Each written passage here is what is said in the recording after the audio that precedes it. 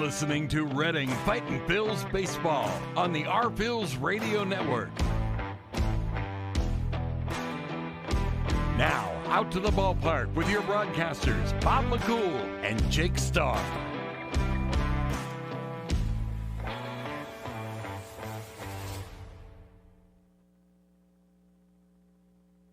FirstEnergy Stadium, the Reading Fightin' Phillies taking on the Binghamton Rumble Ponies. This is the pregame show, and we are live just inside the Tompkins Plaza. Gates are open, and baseball coming your way. 7 o'clock is first pitch. Binghamton has won 2 of the first 3 games in this series. The Phils will try to even that series at 2 games apiece with a W tonight. They are 11-12 overall in the season. Binghamton is now at 9-14 in the second half. Alongside my broadcast partner, Jake Starr, my name is Bob McCool. And the man joining us on the show tonight is Reading Fightin' Phil Madison Stokes. Madison, you have now been in professional baseball for the better part of 5+ seasons, and this is your 3rd season as a part of it here in Baseball Town. Your impressions, your thoughts of playing baseball here in Reading? You know, ideally being here 3 years in a row isn't what I wanted, but you know, each year I come back, this place is, you see the cool things about the ballpark, the cool things about Reading. You learn more each year, and makes you cherish, you know, the time that you are here. And so the 3 years I've been here, it's been better each year. And your time in the Phillies organization as well, how has that experience been throughout the course of your professional career? It's been great. Great organization. I met some really great people, from the coaching staff to players, best friends. So yeah, it's been a great experience since 18. Met some of my best friends, closest friends, and each year I meet new people, and it's been great. So that's the coolest part for me, is meeting awesome people. And your role on this team has become the versatility of your game. You can pretty much play any position, and in fact have played almost every position. Has that always been a part of it? I mean, obviously growing up you played shortstop, and you probably played a little bit of third base. But as this has evolved, has this become just kind of a challenge to you, and you've obviously accepted it? At first it was a challenge. It started really drafted as a shortstop, started at first base, first year of my pro ball career, and then second year came around, mixed in a little bit at second base, and then the next year came around and looked a little bit at third and short. And so each year it's like I've added on a different position. But really in 21, I think it's when it really started to venture out in the outfield, and 22 was all 7 different positions besides pitching and catching. But yeah, that's really became the role, was just utility. Wherever they need me that night, I'm there. And so it's a good challenge, and I like it, and each position brings a different aspect of the game, and so it's been pretty cool. You haven't asked to put the gear on so you can get catching under your belt yet? I was asked to last year, but I'm waiting for it this year. I'm ready to go, so I'm ready to do it for sure. Is there a different approach you have to take each night depending on where you're playing in the field? Because one day you might walk into the clubhouse and the lineup card might have a 6 next to it. Next night it might have an 8. The night after that it could have a 5. For you, does your mindset change at all based on where you're playing in the field, or do you try to keep your approach pretty similar? Try to keep it similar. You know, obviously being at different positions, it requires different responsibilities. You know, backing up different positions and knowing where to be in certain plays. So it comes with the mental challenge of, you know, preparing in those ways and anticipating, you know, where to be in certain situations. But also, you know, if I'm playing center, whereas the night before I was at short, it gives me an idea of where the shortstop's going to be in certain situations. So in a way, it helps me in the long run. But yeah, it's challenging, but I try to keep the same mindset with also tacking on, you know, the different responsibilities that each position has. You're listening to and watching the Reading Fightin' Phillies pregame show. We're joined by Fightin' Phil Madison Stokes. You have also kind of splattered yourself around the batting order as well. You've batted leadoff a lot. You've batted in the middle of the order. You've batted the bottom of the order. So if Madison Stokes is making up the lineup, where's he batting and where's he playing? That's a good question there. You know, I like leadoff. It's fun. You know, you pretty much guaranteed 5 at-bats tonight. Some nights, if you're not going so hot, typically you don't want that last at-bat, but I like hitting second. I'd probably put myself in second, and second in the order. But bouncing around all year, I'm fine with anywhere I hit. You know, obviously more closer in the lineup, you're going to get more at-bats, which is kind of cool, but they're going to pitch you a little bit different as opposed to bottom of the order or maybe the middle of the order. So I'm totally cool with bouncing around and letting those guys before or after me do their job, and it's always cool to see. I mean, we've been changing the lineup all year, and I think we've done a pretty good job of adjusting with that. And I'm not the only one that's been moving around. You know, Dunn moves around a good bit, Kroon moves around a good bit. So you just kind of have to embrace it. And but yeah, I like hitting second. One thing we've talked about a lot is that you find a way to impact the game no matter what. And there might be nights where you get no hits, but you're still getting on base. You're still scoring runs. It's as a player, I feel like the mindset sometimes is walks are as good of a hit. And for you and your approach and your mindset, it seems like that's something you take a few to the plate. That I just want to win this battle. I want to win this at bat, and turn over to the next guy behind me with me on base. And it feels like this season you've really epitomized that. So for you personally, how's that mindset? Is it shifted at all, or is it always kind of the same? Look, if I get a pitch to hit, I'm going to drive it. If not, I'm going to work a good at count, and if I can just get on base any way I can, that's what I want. Yeah, I mean, when you're up there, depending on the situation, if there's runners on or runners not on, I mean, you're just trying to get a good pitch to hit and drive it. And typically you all want to get a hit every at bat, but it's not going to happen. So, if your swing's not there that night, or, if your timing's off or something, just find a way to battle, compete. And there's other ways to contribute to a game than just, offense. So if I'm on defense, go out there and try to make a play, try to do something out there to prevent a run. And then if I don't get a hit and end up drawing a walk, I'm on base. And then the other guy behind me can, just pass the baton. And so there's, as a hitter, as a position player, as a baseball player, obviously you want to get hit every time. And it's frustrating when you don't, But like I said, there's other ways to contribute, and we just got to remember that and just find a way to battle. If your swing's not there that night, find a way to get on base. And if that's 2 walks or hit by pitch or, whatever it may be, then so be it. So, but yeah. We've talked to Al Padrique, the Phil's manager, about your role on this team, and he kind of smiles like a proud dad when we talk about your role on this team. And I think that's because he had the same kind of role during his career. He was a guy who played a lot of different positions, and so he kind of understands exactly what he expects from you to do.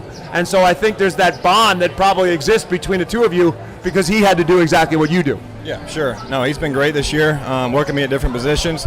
He's got great knowledge of the game. He's got obviously great experience, and so it's been fun to play for him and bounce around, talk to him, try to pick his brain at different positions. And we worked hard, and with glove work, he's more of an infield guy, because he played infield. But like you said, he bounced around a little bit as well, and so it's been nice to bounce around and work with him throughout this season. And Tyler Henson, your hitting coach, I mean, this is a group of hitters. We've talked with Henson a lot where they always want to hit, they always want to be in the cage. It seems like from the time you guys get here to game time, you guys are always hitting. How's it been working with Coach Henson, as your hitting coach this year, and how's that experience all been? Oh, Henson's great, man. I've been with him 3 years since I've been here, and we had a relationship in 18. I think he was there in 18, but I've known him since I've been with the Phillies, and we've had a great relationship and built a great bond between us, built a lot of trust, and so thankful to be back with him this year and working with him. He cares a lot. He's in there whenever we need him, before the games, after. Typically, he don't let us go in there afterwards, but, because we put so much work in before the games. But he's great, man. He gets in there, he gets it, he understands the grind, he understands that some days we're not going to have it, some days we're going to have it. But he sticks with us through it all, the thick and the thin, and, we trust him as players for that input, whenever we need it. So, when you went into the leadoff spot, predominantly was when they made the flip to put Johan Rojas into the 3-hole, and it opened up the spot for you to be in the leadoff spot with him in the 3-hole. And obviously Johan Rojas has now made the elevation to the big leagues. Just curious how that felt to you guys in the clubhouse when Johan Rojas gets that call to go up to Philadelphia. Yeah, no, it was awesome. He deserved every bit of it. He played his tail off this year, and it's fun to watch him play as an electric player. And so the kid deserved it, man. It was fun to be around it while he was here. Surprised it didn't happen earlier because he was tearing it up. Fun guy to play with. He's electric. He's out there making plays that nobody else could make. He's fast. I mean, he's got all the tools in the world. So really cool and special to see a kid like that, get that chance. The only problem with that is he makes you and Matthew Kuhn look really slow in center field because he was so good. Not that you guys are bad. He was just so unbelievably good. Everything looks different because it's not Johan in center field. Right. No, watching him play, and making that transition to center field now, I'm even out there thinking like, darn, trying to get to certain balls that he even got to. And so it's fun to watch him. And then also while I'm out there, not playing like him, but, from watching him play this year, and seeing the plays that he can make and stuff and just making the efforts to make those crazy plays, and, it kind of pushes me to want to do the same thing. So, but yeah, I definitely need to work on the speed. And you and Kroon and De La Cruz out there as well have all made some really impressive plays in center since Rojas has left. But kind of for the three of you who have kind of been looked at to fill that area in center field. You and Crooney have gotten a lot of the starts there. De La Cruz a couple sprinkled in as well.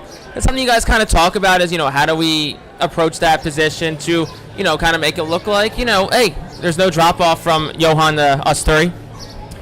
Yeah, I think playing middle infield most of my career has helped me that transition a little bit easier, just catching pop flies in the outfield. And so played a little bit of the corners last year, but center field's, I think, a little bit easier as far as getting truer reads. But I think by playing shortstop, playing second base, third base, having so many different opportunities for balls and different angles and coming in, going back and stuff, it's made that transition a little bit easier. And so I personally enjoy outfield. I think it's fun.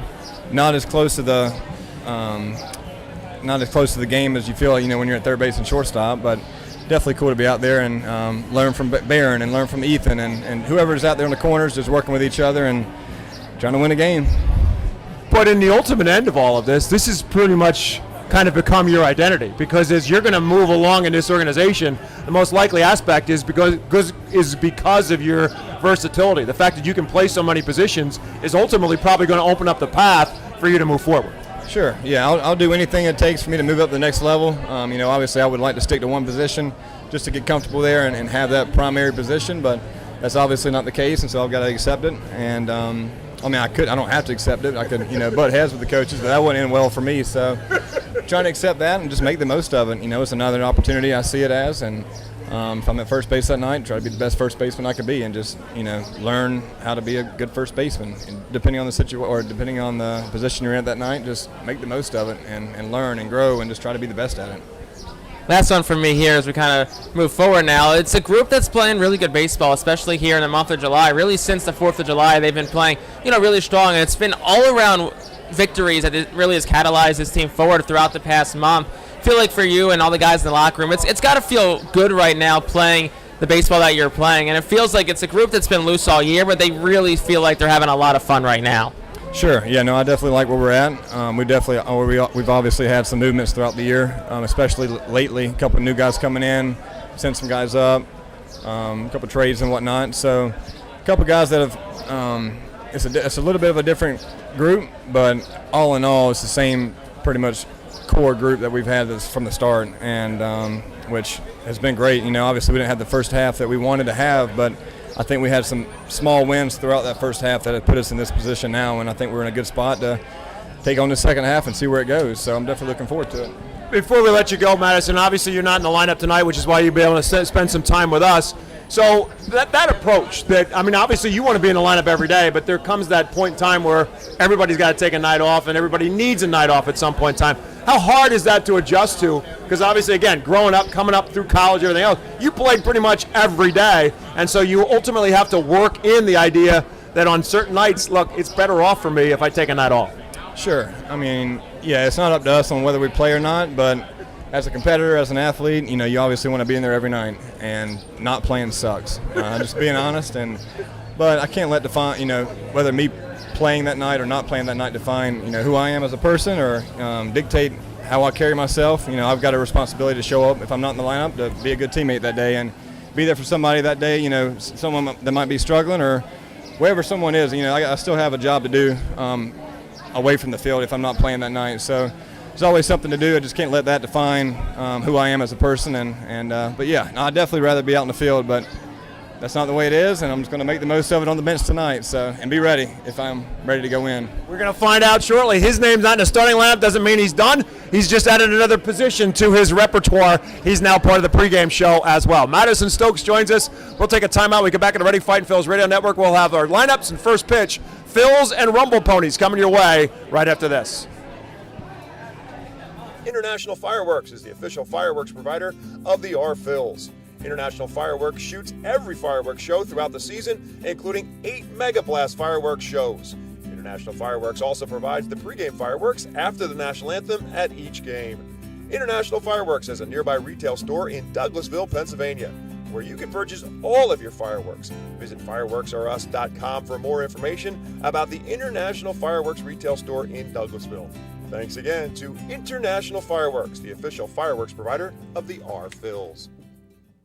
Star City Boxing, located at 4760 Schuylkill Avenue in Reading, is is a 501c3 non-profit boxing gym unlike any other. Our goal is not only to help you be fit, but to be the best outlet for our youth and community. We welcome anyone who wants to improve their way of life, be fit, and box competitively or non-competitively. We work with you to reach your goals in and out of the gym. Stop in and meet our stars today. Check us out and follow us on Facebook, Instagram, and Twitter for upcoming events and happenings. And visit our website today at starcityboxing.org for more information on how to join, volunteer with our youth, or support our efforts in the community. Star City Boxing is a proud continued 2023 Our Phil's Fiesta Friday partner. The Penn State Health St. Joseph's 67 Club is the original hospitality area at FirstEnergy Stadium. Conveniently located along the third base side, the 67 Club gives you a front row seat to all the action at the hot corner. The area is safely protected from line drives with a large see-through net. Starting at $34, groups of 20 or more can enjoy a 2.5-hour all-you-can-eat buffet. Children 4 and under are free.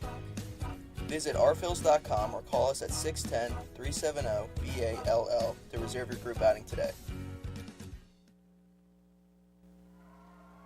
Good evening, everyone, and welcome to FirstEnergy Stadium. The Reading Fightin Phillies, the Binghamton Rumble Ponies, set to square off Game 4 of this series. Binghamton won Game 1, Reading won Game 2. Binghamton won last night Game 3.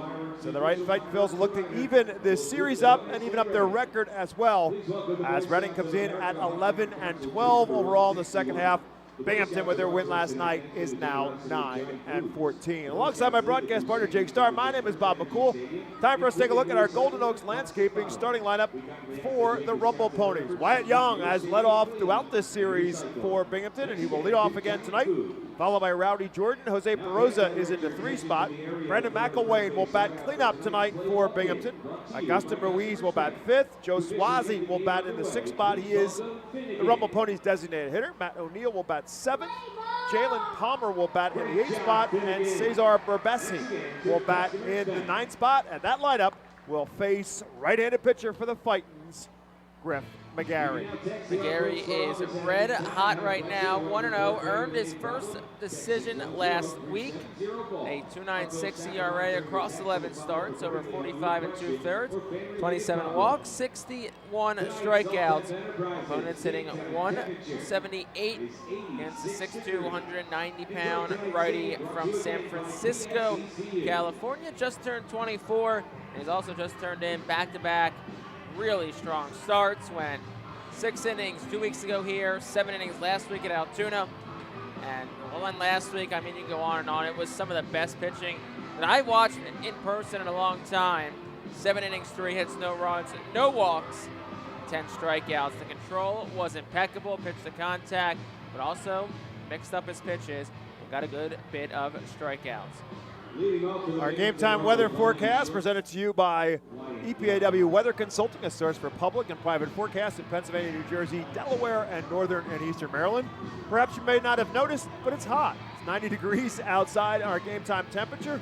A little bit of an air blowing at about 3 to 6 miles an hour right now, blowing to the north. A little bit of an overcast skies. Of course, when it's this hot and humid, there are always the threat of thunderstorms in the area, but right now we are playing under some clear skies, and we are underway as Griff McGarry delivers the first pitch to Wyatt Young, misses it a bit low. Young at 216 on the season.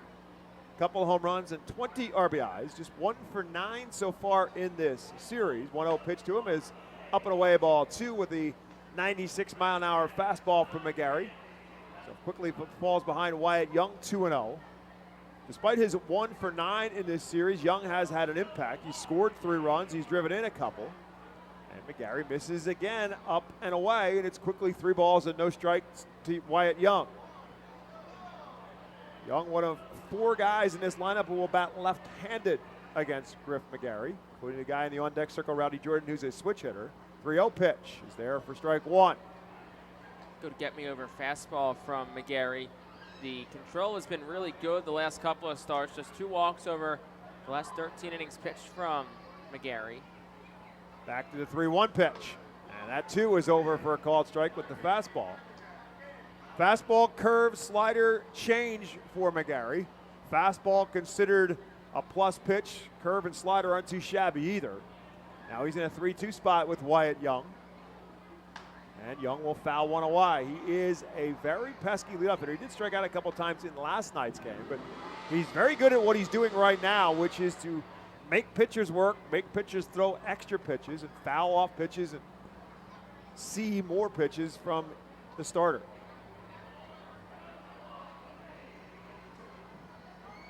Chokes way up on the bat now with 2 strikes on him.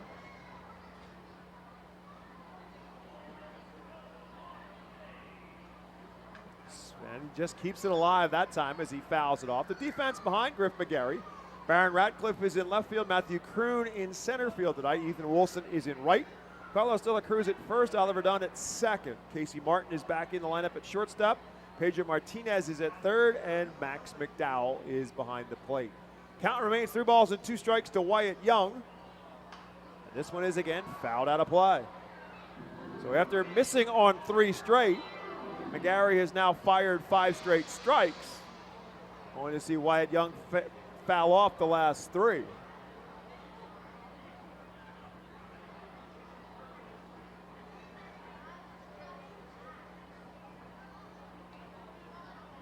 There's a swing and a miss at the off-speed pitch. Young way out in front of it, and that's out number 1. Really good job by McGarry. Falls down 3-0. Works back with a couple of fastballs located in good spots. And heavy fastball to start, and then he mixed in the off-speed stuff, and that's where he goes for that final pitch to Wyatt Young for his first strikeout of the night. So that'll bring up the switch-hitting Rowdy Jordan.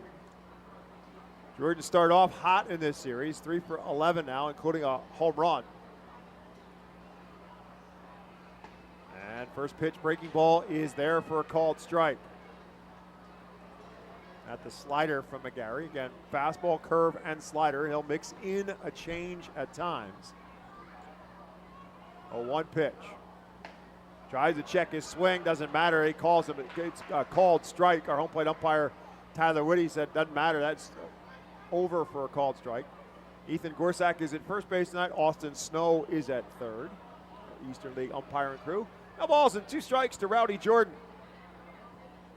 Swing and a miss, back-to-back strikeouts now for McGarry here in the first. Yeah, last at bat.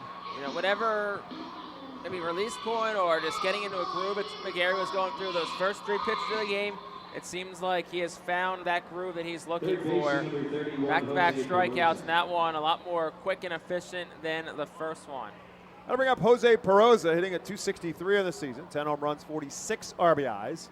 2 for 11 so far in this series. And first pitch from McGarry, over for a called strike with a fastball. And the fastball does have movement to it. Sometimes that can be part of McGarry's control issues. Back with the 0-1 pitch. That's over for a called strike. So since missing on 3 straight to Wyatt Young, he is firing strikes now. Quickly ahead of Peroza, no balls and 2 strikes. Back-to-back fastballs.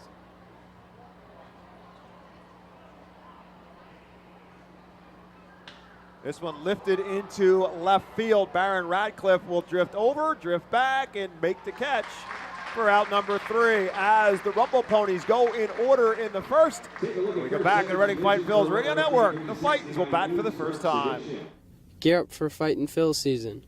Visit the Brentwood Industries Fightin' Phils team store at FirstEnergy Stadium or check out our online store 24 hours a day, 7 days a week at rphils.com/shop. We have a wide variety of Fightin' Phils hats, t-shirts, kids apparel, and more. Looking for something new? Check out our latest selections of Los Luchadores de Reading and Reading Hot Dogs gear, plus throwback, black, R-Train, R-Phils attire. Root for your Fightins in style. Stop by the Brentwood Industries Fightins team store or rphils.com/shop. ROG Orthodontics is the proud official partner of the ROG Orthodontics Fightin' Phils Kids Club. Join today at Fightins.com to get your free ROG Orthodontics Kids Club t-shirt and visit FantasticSmiles.com for more information on why ROG Orthodontics is voted #1 in Berks and Monco. ROG Orthodontics and the Fightin' Phils, 2 great hometown partners. Fans, nothing beats a great day at Golden Oaks Golf Club. Located just minutes from Reading, Golden Oaks is a beautiful award-winning golf course open to the public with perfect greens, lush fairways, and a course playing for 5 sets of tees. Bogey's Pub is open to the public with the area's best full-course menu, featuring indoor and outdoor seating and TVs to watch your favorite sports teams. Let the Golden Oaks Golf Club team cater to your need. Lunch, dinner, golf outings, parties, company events, and fundraisers. Visit our website at GoldenOaksGolfClub.com and follow Golden Oaks Golf Club and Bogey's Pub on Facebook. Golden Oaks Golf Club, where great memories are made. Here is our Golden Oaks Landscaping starting lineup for the Fightin' Phils. Matthew Kroon is in the leadoff spot tonight. Carlos De La Cruz bats second. Oliver Dunn will bat third. Cam Cannon, very hot in this series, will bat in the cleanup spot. He's the designated hitter for the Fightins tonight. Ethan Wilson back in the lineup into the 5-hole. Barron Radcliffe will bat 6th. Casey Martin will bat 7th. Max McDowell 8th. And Pedro Martinez 9th. They'll be facing right-handed pitcher Luis Moreno for the Rumble Ponies. And the first pitch from Moreno to Matthew Kroon is low for a ball. Moreno, who rejoined Binghamton on the 25th, had a brief stint with Syracuse. Was there for just 5 days. So he's mostly been here with Binghamton for the duration of the season. Kroon beats this one foul and out of play. Fielded by Al Padrique without a problem. Does a little trash talking with Jose Peroza. Said that's how it's done, young man. And then makes a souvenir out of it. Moreno 6-4, 4.88 ERA across 17 games and 15 starts this year. 1 ball, 1 strike, misses outside, and it's 2-1. Striking out about a batter in innings, 77 and 79 and a third. But the walk numbers are a bit high, 45 walks across 79 and a third innings. And again, Kroon beats 1 foul. So I think the motto tonight's got to be, you got to be patient at the plate. Because I think last night a lot of at-bats where the RFLs were, trying to be aggressive, trying to jump on, especially the slider from Stewart, kind of rolled over into some, ground balls, pop flies. So I think tonight the approach changes and you want to be a bit more patient. Kroon fouls another one out of play. Matthew at 316 on the season, team high in that category. Team high in doubles with 22. He's also got 7 home runs and 41 RBIs, among the Eastern League leaders in hitting with that 316 batting average. And takes that one low, and now he's worked the count full. Really good at bat from Matthew Kroon. We got to talk to Madison Stokes about it. Just that approach to the leadoff hitter. You want to work at bats, you want to work counts, and ideally the goal is to get on base. 3-2 pitch coming. Ripped hard and in the air, taken at his ankles by third baseman Jose Peroza, taking a base hit away from Matthew Kroon at the same time. Yeah, if you're Matthew Kroon, there isn't really much you need to hang your head about after that one. Obviously wants to get a hit, but you worked a great at-bat, put 7 pitches on Moreno early. You gave your guys a chance to see the arsenal from the righty, and you hit one hard, and that's going to give you some confidence as you go into your next at-bat later on tonight. That'll bring up Carlos De La Cruz. De La Cruz, one of the hotter hitters in this lineup in this series. Carlos hit 6 for 12 in the series, including 3 doubles as he stands in at 288 on the season. First pitch to him was low and away for a ball. 1-0 pitch is also low, and it's 2-0. De La Cruz with a team high 18 home runs and 49 RBIs. Luis Moreno quickly falls behind him, 2 balls and no strikes. Catches the outside corner with a fastball. It's 2 balls and 1 strike. Carlos, who's heating up as of late, has had a good series so far, hitting .500 against Binghamton. Swing and a miss at that off speed, at that fastball actually. It's 2 balls and 2 strikes. De La Cruz was the first player in the Eastern League also to hit the 100 hit milestone this year. 105, which leads the league. That's up high to De La Cruz, and now the count is full to De La Cruz, just like it was to Matthew Kroon. So Moreno throwing a lot of pitches so far to the first 2 hitters. 12 pitches already thrown by the Binghamton Rumble Ponies starter. 3-2 pitch. De La Cruz listed into shallow right field, going to be a long run, and eventually it will hit the ground as Agustin Ruiz and Cesar Berbesi were closing in on it. Nobody really took control of it, and it finds the perfect spot. It'll be a base hit for De La Cruz. Yeah, that should be a base hit.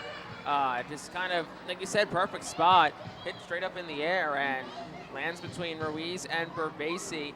Another good at-bat, 6 pitches, worked another full count. And De La Cruz, when you're hot, Ball's finding a soft spot on the defense. Yeah, Matthew Kroon hits a rocket, gets nothing. De La Cruz hits a pop-up, gets a base hit. That's the ball game. Oliver Dunn will stand in, hitting at 265, and the first pitch to him is over for a called strike. Dunn 2 for 5 in this series, but he is also added to the offensive production by his very high on-base percentage because of the walks that he has accumulated. 3 in this series, and there's a base hit too. Oliver Dunn will line one into left center field, and the Phils with back-to-back singles here with one out in the first. Oliver Dunn was asked earlier, how are you feeling? And he said, really, really good right now. Seeing the ball well, swinging a good bat, and those are the kind of swings you see when a guy is locked in. It's those line drives directly over the head of the shortstop for a lefty or second baseman for a righty. That means you're staying on top of the baseball and you're staying inside the baseball. So you're seeing it well and you're swinging the stick well too. Phil's looking to jump on top in this series. They really have not taken advantage of a whole lot of opportunities over the course of the first 3 games of this series as Cam Cannon will stand in. Cannon as hot as they come at 5 for 10 on the series, including 3 home runs. First pitch to him is a breaking ball that's over for a called strike. All 3 of Cannon's home runs in this series have been solo home runs. 2 men on, 1 out, bottom half of the first inning.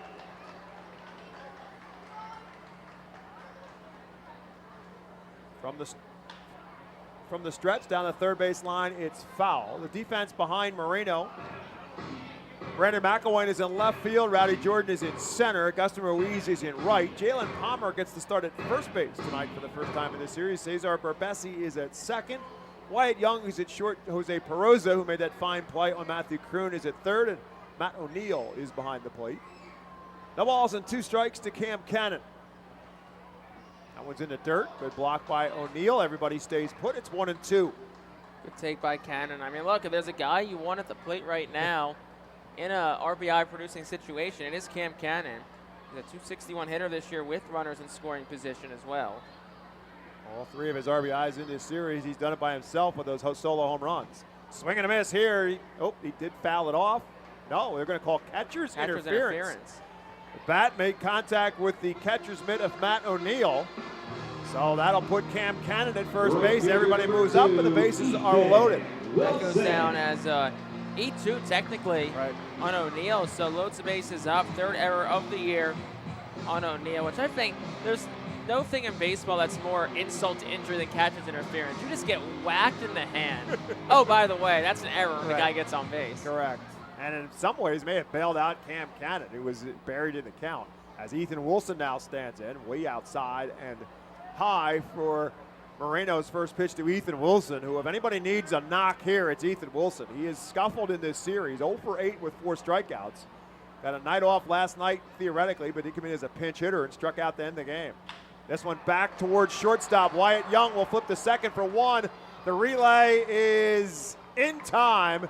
And that will do it as Ethan Wilson grounds into the 6-4-3 double play, and the Phils rally is cut short. In the first, no runs, 2 hits, 1 error, and 3 left. When we get back at Ready Fight Phils Radio Network, it's a scoreless tie. Empowering communities one relationship at a time is our commitment at Tompkins. Our customers have thrived thanks to our focus on local lending and their commitment to the customers they serve. They do a great job. Everything for us, from our banking, our insurance, to our wealth management. Tompkins has always been there for us. We see a long relationship with Tompkins. They're good people. Tompkins, banking, insurance, wealth. Member FDIC Equal Housing Lender. Investment and insurance products are not FDIC insured, not bank guaranteed, and may lose value. Our Phils fans can continue to expect great performances all season long on the Burke's Commercial Roofing stage. It's the home of great local talent, including the Our Phils mascot band. Burke's Commercial Roofing prides itself on being a locally owned and operated company that puts an emphasis on customer service. They provide free on-site estimates and can handle any size repair, restoration, or replacement. Visit burkscommercialroofing.com or call 610-717-3949 for more information. And don't forget to sit back, relax, and enjoy the show at the Burke's Commercial Roofing stage at America's Classic Ballpark. Burke's Packing is a family-owned and operated meat processor located here in Reading, specializing in hot dogs, ham, specialty meats, and more. Burks Packing provides America's classic ballpark with quality products, including the highly acclaimed flat-top grilled hot dog. Join us for Burks Packing Sunday Family Fun Days at Sunday home games all season long at FirstEnergy Stadium. Established in 1928, the Manor Golf Club is one of the oldest public courses in eastern Pennsylvania. Located conveniently between Philadelphia, Lancaster, and Allentown in Sinking Spring, the Manor Golf Club offers a true test of golf on a traditional championship-style golf course where shot making takes precedence over length. Visit themanorgolfclub.com for more information. Alongside Jake Starr, my name is Bob McCool. Top half of the second inning, a scoreless tie between the New York Mets AA affiliate, the Binghamton Rumble Ponies, and the Reading Fightin Phils. Brandon McElwain will lead it off for the Ponies here in the second, facing Griff McGarry, number 3 prospect in the Philadelphia Phillies organization. Looked good in the first and starts the second with a attempted check swing by McElwain, but he comes up empty. It's 0-1.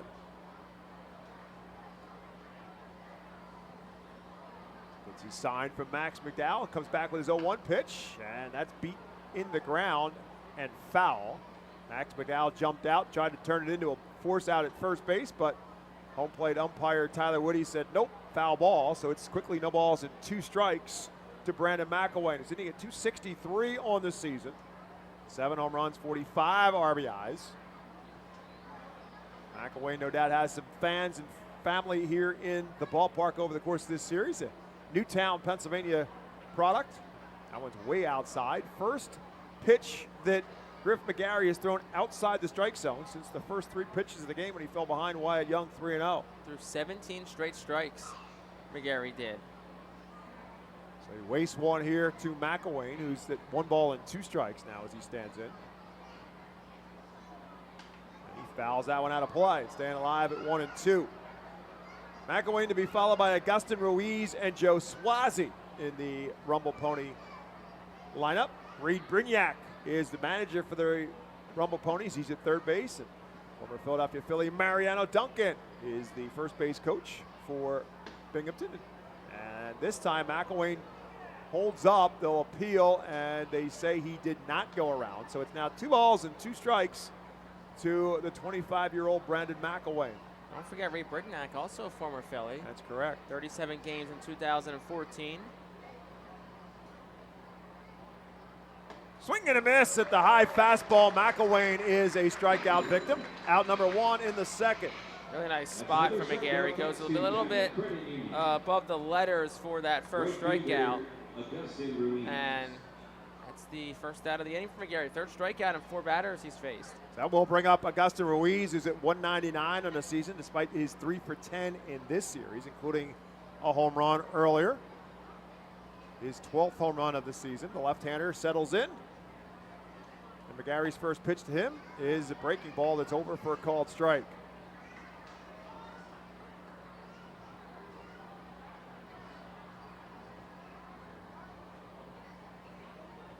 Gary quickly working back with the 0-1 pitch. Swing and a miss as he comes to the fastball. So he starts him out with a breaking ball, gets a swing and a miss, and then his fastball also gets no contact. So quickly Ruiz in an 0-2 hole.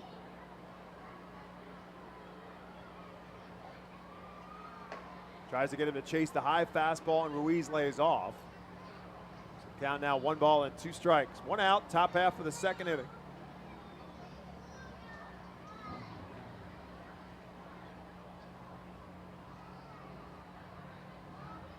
One-two pitch.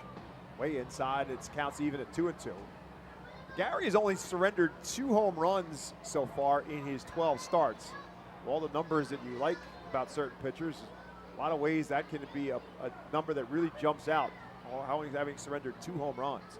2-2 pitch. Hit hard down the first base line, and Mariano Duncan says ole on Los Luchadores Fiesta Friday night as he gets out of the way of that one. That was a little jump out of the way, but also kind of give the little ole motion too. Mariano, a very colorful figure in his days in baseball. Now he'll toss this ball into the Savage 61 dugout suite, make a souvenir out of it. Played for the number of different teams, including the Reds and the Phils. His time in the big leagues. 2 balls and 2 strikes to Augustin Ruiz. Swing and a miss, D-right 3. The off-speed pitch fools Ruiz. And 2 down now here in the second. McGarry, his 4th strikeout tonight. He went 9 2 weeks ago, 10 last week. Early results are showing he might be challenging that double-figure number again tonight. That'll bring up Joe Swazi. Swazi at 242 on the season. He's the designated hitter in tonight's game for the Ponies. First pitch to the right-hander is over for a called strike. Swazi 0 for 8 in the series, but he has walked 3 times.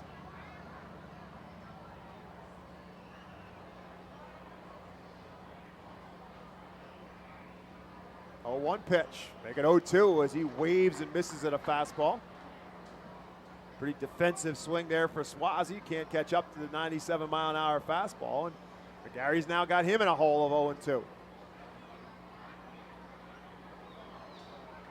And now Swazi will call time.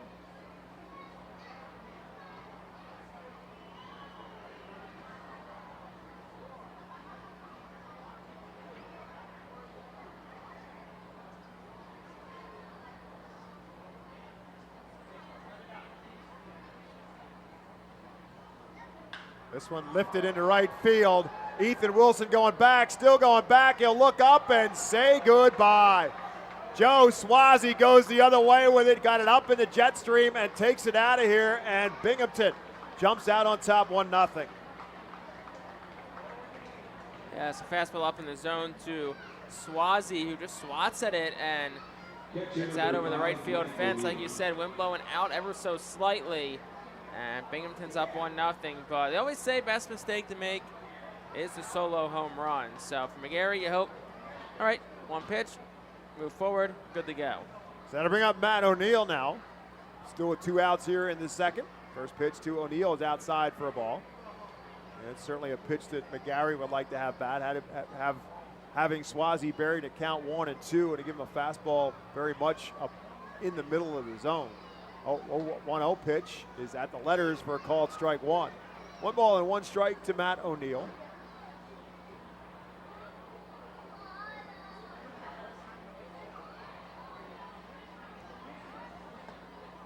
And tries to get in a chase outside. He does not. It's 2-1. O'Neill, a Morristown, New Jersey product, played his college baseball at the University of Penn.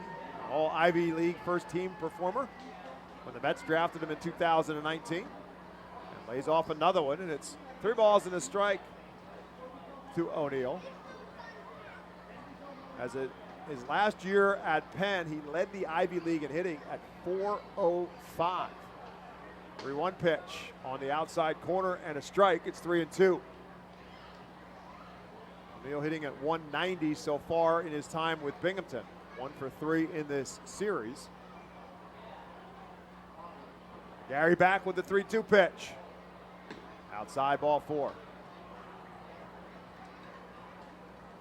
First walk issued by McGarry in a couple of weeks, as he had none over 7 innings last week against Altoona. Obviously, the hope is here. You don't want that home run to kind of turn into anything more than just that. You got Palmer, the 8-man up. Gotta hope McGarry comes back, attacks hard here, and would get out of the inning. I bring up Palmer at 153 on the season. A couple of hits in this series, both of them infield singles last night. Excellent wheels at the plate, and big swing, no contact with the bat in his hand. And again, McGarry gets ahead of the hitter, no balls and a strike. 153 with 2 home runs and 3 RBIs for Palmer. Neal takes his lead off at first. McGarry takes a look back. Comes with his 0-1 pitch. It's way outside. The count is 1-1. Mentioned Reed Brignac and Mariano Duncan, former Phils. Another former Phil, and Reading Fightin' Phil royalty Darren Ruff, celebrating birthday number 37 today. 1 ball, 1 strike. McGarry comes with a pitch. Again, it's outside. It's 2-1. Darren Ruff, who spent some time here in baseball town, also with the Philadelphia Phillies. 37 years old. Man, I feel like I remember when he made his debut. Garnered the nickname of Babe Ruff with his tremendous time here in Reading, setting at what was then the Reading Fightin' Phil's home run record, only to be eventually broken by Dylan Cousins. He broke Ryan Howard's home run in a season record. That one's over for a called strike. Palmer didn't think so. It's now 2 balls and 2 strikes to Jalen Palmer. Both Darren Ruff and Ryan Howard both have their retired lockers in the Brentwood team store here at Baseball Town. 2-2. Swing and a miss, strike three, and McGarry ends up striking out the side in the inning. But the Ponies do some damage with the solo home run by Joe Swazi. We'll head to the bottom of the second in Baseball Town. It's Binghamton 1, Reading nothing. Cornwall Manor is an active senior living community on a 190-acre wooded campus in Cornwall, Lebanon County. The community offers independence and opportunities for wellness and fitness, as well as educational and musical programs, and the peace of mind of having convenient health care on site. Cornwall Manor offers a range of residential choices from apartments to homes. Prospective residents are welcome to visit us for lunch and have a chance to learn more about the community. More information is available online at cornwallmanor.org. Cornwall Manor, celebrating 70 years of senior living. Star City Boxing, located at 4760 Schuylkill Avenue in Reading, is a 501c3 non-profit boxing gym unlike any other. Our goal is not only to help you be fit, but to be the best outlet for our youth and community. We welcome anyone who wants to improve their way of life, be fit, and box competitively or non-competitively. We work with you to reach your goals in and out of the gym. Stop in and meet our stars today. Check us out and follow us on Facebook, Instagram, and Twitter for upcoming events and happenings. And visit our website today at starcityboxing.org for more information on how to join, volunteer with our youth, or support our efforts in the community. Star City Boxing is a proud continued 2023 Our Phil's Fiesta Friday partner. The Reading Fightin' Phillies are proud to partner with Berks County Mental Health and Disabilities Program. Together, we are striking out the stigma in order to raise community awareness about mental illness and suicide prevention with 3 simple words. Are you okay? The help is to begin a conversation to show Berks County that we care. Suicide hurts and affects everyone, but help is here. We will work together to help raise awareness about suicide and identify what we can do as a community to prevent it. People in need of assistance and support should call Crisis Intervention at 610-379-2007. Fightin' Phil's to the plate here in the bottom half of the second inning, presented to you by Cornwall Manor, an active senior living not-for-profit community in scenic Cornwall, Pennsylvania, outside of Lebanon. Baron Radcliffe will lead it off for the Fightins here in the bottom of the second, now down by a 1-0 score. Following the crazy hot dog vendor doing his thing in between innings, between the top of the second and the bottom of the second.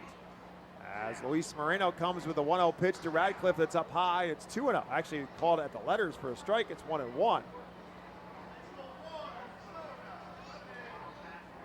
Radcliffe at 237 on the season and swings through that pitch, and it's quickly 1-2 to Baron Radcliffe. Crazy hot dog vendor in his attempt to get one up here to the press box came up a bit short because the 1-2 pitch, swing and a miss, and Radcliffe on the foul tip held onto by Matt O'Neill. Radcliffe is retired on a strikeout. One down for the Phils here in the second. Just appeared that that hot dog from the crazy hot dog vendor just wasn't wrapped too tight. Yeah, so I'll let you insert your own joke there with the crazy hot dog vendor. Not wrapped too tight. Not very aerodynamic. Correct. Casey Martin now will bat. Perhaps the crazy hot dog vendor has been working on a changeup, but we weren't aware of it because that's kind of what it looked like. Casey Martin hit a 212 on the season. Had the night off last night with an 0 for 7 so far, but he ripped this one into center field, but not deep enough to get it over Rowdy Jordan's head. As he'll make the catch, tracking back a few steps. That's 2 down here in the second. Yeah, hit well by Martin, but a little bit under it. One thing I know Casey Martin's been working on this series has been just trying to stay more on top of the ball, trying to, a line drive type hitter, because when he's hitting line drives, that's when he's at his best. So to bring up Max McDowell, who snapped an 0 for 7 in this series with a single last night in the 9th inning as the Phils tried to mount a comeback to no avail. And McDowell takes the first pitch over for a called strike one. As Jake said, Luis Moreno spent a little bit of time with Syracuse in the Met AAA system earlier this month. And the breaking ball for Moreno is over for a called strike from July 20th to the 25th. He was with Syracuse and made one start, lasted 3 1/3 inning. 0-2 pitch. McDowell fouls this one towards the first base side. Jalen Palmer will get there and make the catch right before it gets into foul territory. And so the Phils go quickly in the second After 2 at FirstEnergy Stadium, it remains Binghamton 1, Reading nothing. Cornwall Manor is an active senior living community on a 190-acre wooded campus in Cornwall, Lebanon County. The community offers independence and opportunities for wellness and fitness, as well as educational and musical programs, and the peace of mind of having convenient health care on site. Cornwall Manor offers a range of residential choices from apartments to homes. Prospective residents are welcome to visit us for lunch and have a chance to learn more about the community. More information is available online at cornwallmanor.org. Cornwall Manor, celebrating 70 years of senior living. The Fightin Phils know who to call for trash and recycling services. A proven winner, JP Mascaro & Sons. The industry leader for over 50 years. Trust the familiar Mascaro Blue Elephant to provide dependable, quality service for your home or business. That's JP Mascaro & Sons, one of the top companies in its industry. Trash and recycling services for home, business, and industry. We are hiring and have open positions in Berks County. Check our website for open positions at jpmascaro.com or call 1-888-MASCARO. JP Mascaro & Sons, ready to serve you. Every time you grab an ice-cold 20-ounce Pepsi, you'll find a Pepsi emoji on the side of the bottle. So while the Pepsi delivers this, the Pepsi emoji delivers this.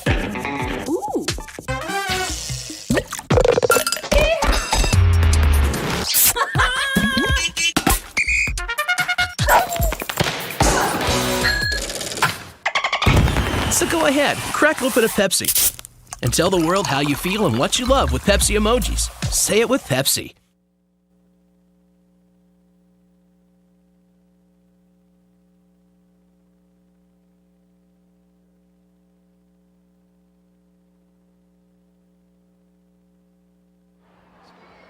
There you go. Welcome back to FirstEnergy Stadium, the Reading Fightin Phils and the Binghamton Rumble Ponies. We head to the top half of the third inning. Ponies on top by a score of 1-0. Cesar Berbassi leading it off for Binghamton here in the third inning. He takes the first pitch from Griff McGarry up high for a ball. And I'm joined here on the Reading Fightin Phils radio network by one of the sponsors for tonight's game. That is Star City Boxing. Star City Boxing partner with the Reading Fightin Phils as part of Fiesta Friday. And I'm joined here by Coach Bates. How you doing, sir? I'm doing well. How are you doing? And welcome to the radio booth here. What brings you? What's your attachment to Star City Boxing? My attachment with Star City Boxing is I'm one of the coaches there. We go around the country. We're sponsored by USA Boxing, Olympic Boxing, and Professional. Right now it's a 1-ball and 2-strike count to Cesar Berbassi as he fouls one out of play. Griff McGarry back on the mound.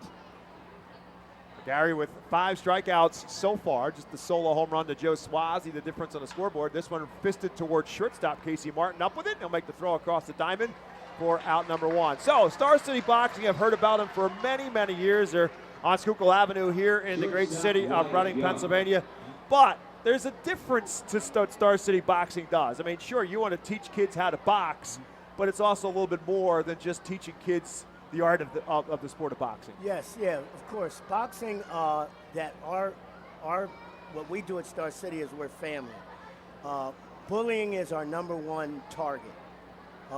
We preach that, we reiterate that. It's something that we take very seriously with these young kids. Wyatt Young now batting for the Rumble Ponies. First pitch to him is up high for a ball. And Griff McGarry quickly back with a 1-0 pitch that is over for a called strike. It's interesting you say that because obviously what you're talking about is it doesn't matter whether it's inner city kids, suburban kids, whatever it may be, but bullying is a big part of it. So what you're teaching these kids is how to defend themselves in those situations. Yep, exactly. Even the young kids we have from the Olivettes program, we're running the city program this year. It's all 7 Olivettes in the city of Reading. We reiterate the bullying. It's a big, big thing in this generation. I'm a lot older than a lot of the kids, so it's much different than what I was raised and grew up with. So from the time somebody would start to take boxing lessons at Star City Boxing, how long would it take in your estimation, depending on, obviously everything depends on the kids themselves, but until a kid really kind of starts to feel confident in his abilities in terms of defending himself? Yeah, usually 6 months they're on the floor, which is, doing the bag work, your footwork drills, your speed bag drills. And after 6 months, you kind of see, which kids want to belong. Boxing's a very, very difficult sport. You have to rely on yourself. And getting back to the bullying, you got to make your own decisions on your own. And it kind of intertwines with the sport and the young kid. 2 balls and 2 strikes to the batter, Wyatt Young. Griff McGarry comes with his pitch, tries to get him a chase. He does not. The count is now full.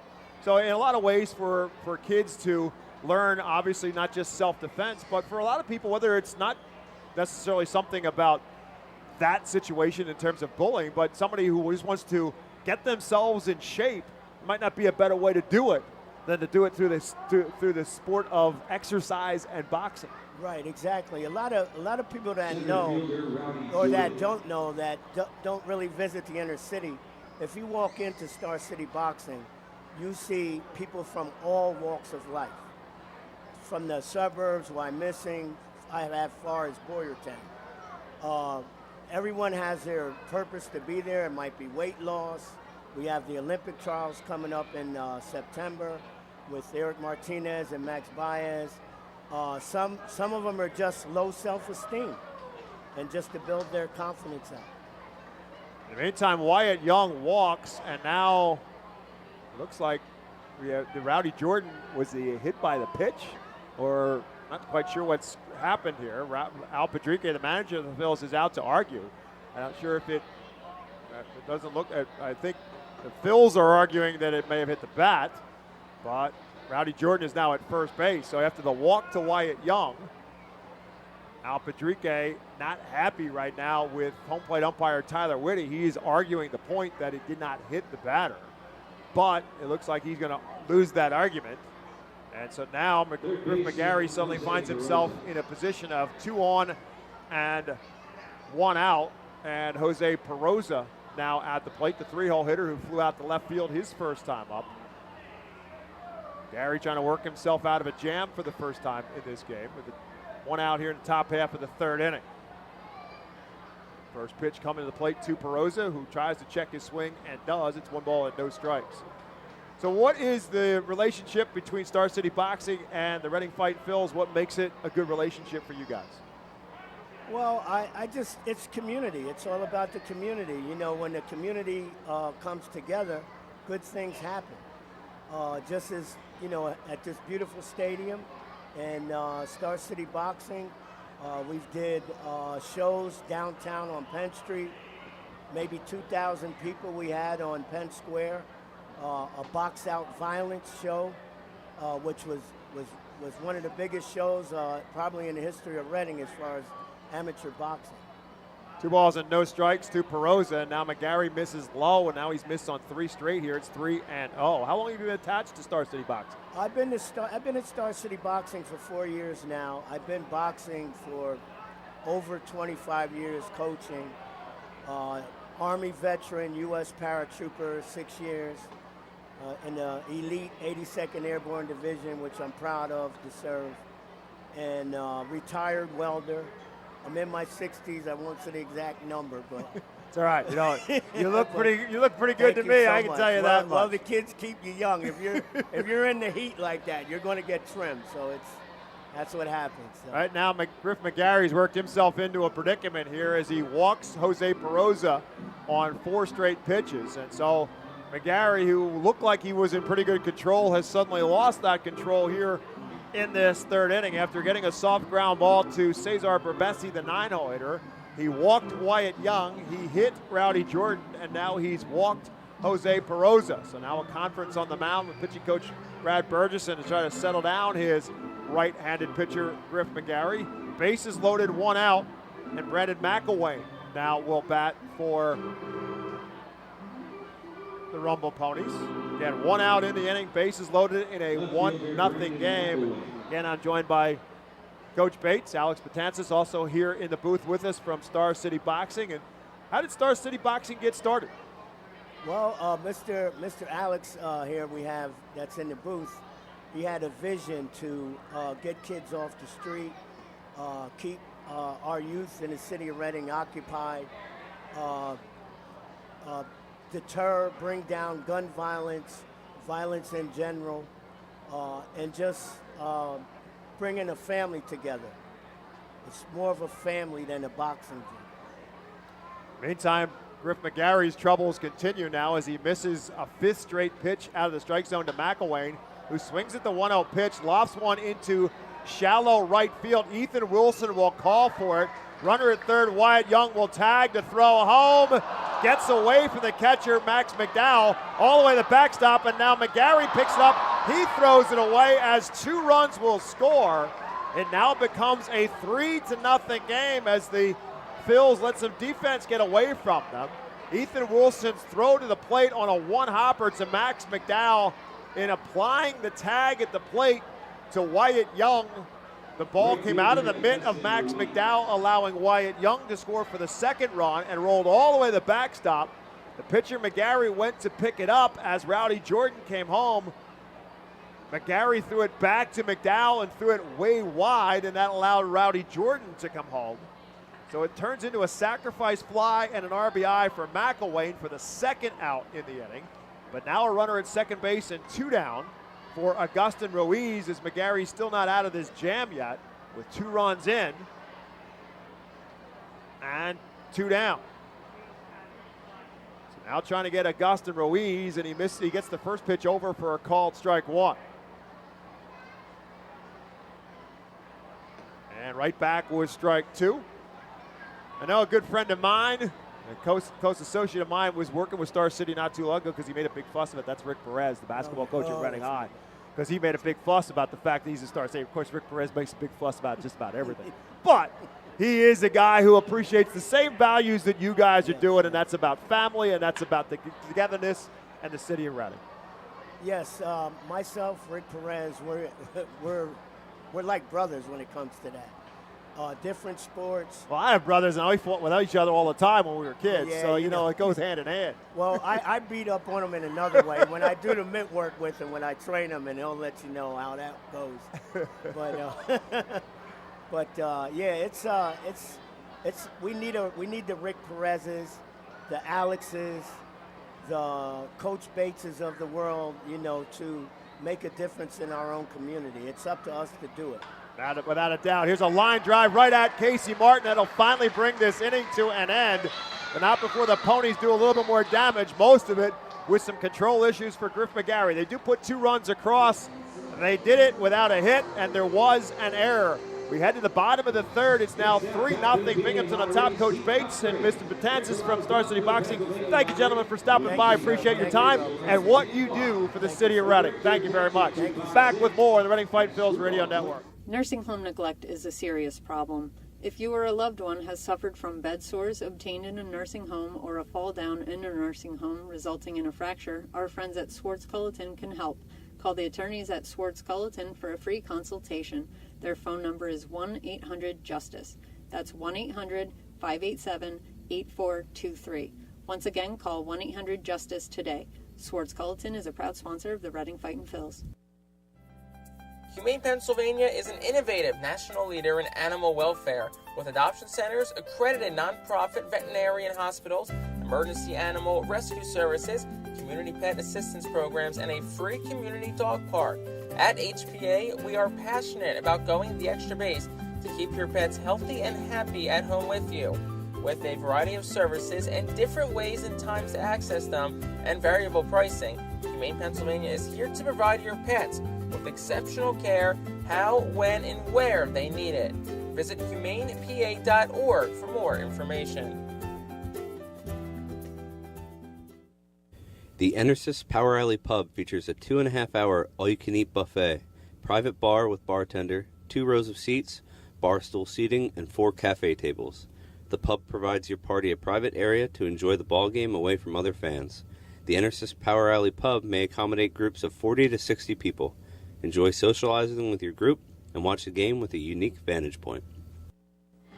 We head to the bottom half of the 3rd inning, presented to you by Swartz Culleton PC, representing injury victims in Pennsylvania and New Jersey. If you've been injured, call 1-800-JUSTICE. Phil's looking for a little bit of redemption here at the plate. They're now down 3-0 as they bat here in the bottom of the 3rd. Pedro Martinez will lead it off for Reading, the 9-hole hitter tonight for the Fightins, facing Luis Moreno, who's been in control so far. Phillies with a couple hits in the first inning and an error, had the bases loaded but could not take advantage of it, as Pedro Martinez will hit a slow roller to Cesar Berbesi at second base, and one up and one down here in inning number 3. That'll bring the top of the order and Matthew Kroon to the plate. Phil's down now 3-0. What was a pretty ugly inning, and mostly because of the control issues for Griff McGarry. 2 walks in the inning and a hit a batter, and 2 of those 3 ultimately score, as the Ponies scored without a benefit of a base hit. Matthew Kroon takes the first pitch over for a called strike. Kroon hit a rocket right at third baseman Jose Peroza his first time up, so he's officially 0 for 1 on the night. A 1 pitch to him. A defensive swing at the high fastball comes up empty, and now it's 1 ball and 1 strike to Matthew Kroon. Kroon will step out and take time. Skies have also darkened up here some too. Yeah, wind's starting to pick up quite significantly, blowing straight out now to left center field. As Kroon will line this one down the first base line, and it is slicing and foul and into the Phil's bullpen. Gustin Ruiz gives it a chase. Matthew Kroon still in the batter's box, no balls and 2 strikes. Assuming that it has not yet started to rain, the telltale sign of that is generally you start seeing people scrambling for cover, but we have not seen that yet. Unless they just like the feel of it because it cooled them off a little bit. Maybe that could be part of it. No balls and 2 strikes to Matthew Kroon with 1 out here in the 3rd. Fisted into shallow right center field and falling fast, and will fall for a base hit.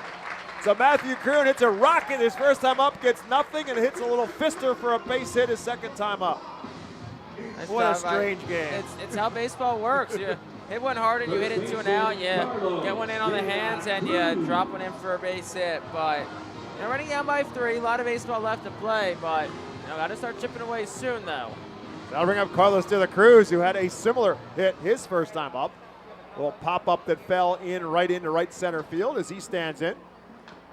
And beats this one foul and off his foot.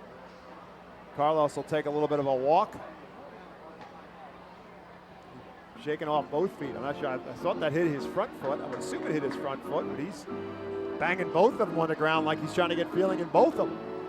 So quickly, no balls and a strike to De La Cruz. Matthew Kroon with good speed on the bases. Outfield plays De La Cruz primarily to pull. Howdy Jordan, the center fielder, plays a very shallow center field as that one's way up and in. Spins De La Cruz off the plate. The count now even at 1-1. Oliver Dunn in the on-deck circle for the Fightins.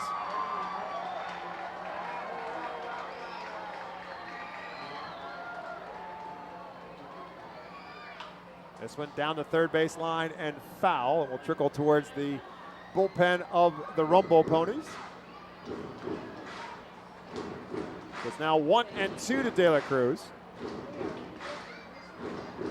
Carlos with 6 hits in this series.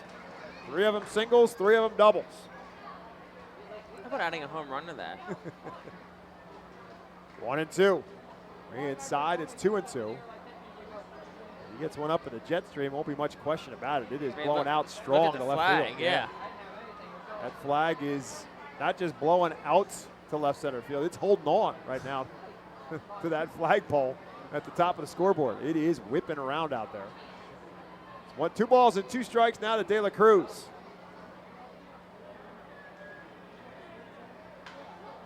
Pops this one down at first base side. Palmer will give it chase, but he'll run out of room. I think one of our interns, Richie Scott, just dropped that. He did. In and out of his hands. He did. Hit him right in the hands. Man, and now he's making excuses. That's disappointing. So it remains 2 balls and 2 strikes to Carlos De La Cruz. Did throw it into the crowd to a kid, so did the right thing. Matthew Kroon takes his lead off of first. 2 balls, 2 strikes to De La Cruz. Pounded on the right side. Berbesi goes to second, and the ball gets away from Wyatt Young, and everybody's safe.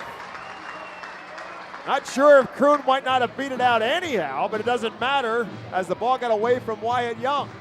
So it's a fielder's choice, E4, so De La Cruz does not get credit for a hit there. Interesting decision. You're Barbasi, your momentum's taking you towards first. Kroon's a fast runner, and you still throw it against the grain of the bag. That's a mistake right there. And if you're Reading, now you got to try and pounce on that opportunity presented. That'll bring up Oliver Dunn, who got a single his first time up. So Kroon at second, De La Cruz at first, one out here in the third. First pitch to Dunn, inside for a ball. That takes us to today's Phillies team leader. It brought to you by Cross Country Mortgage Loan Officer Johanna Arias. That is Oliver Dunn in his walk total at 60. Now as he stands at home plate, among the Eastern League leaders in that category. 1-0 pitch to him. Fisted foul and out of play.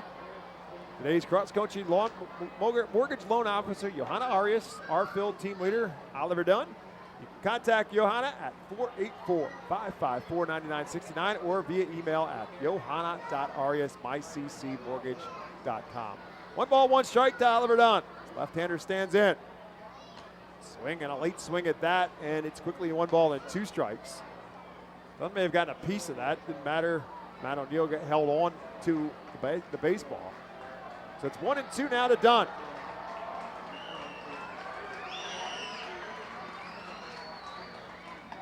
Over for a called strike 3.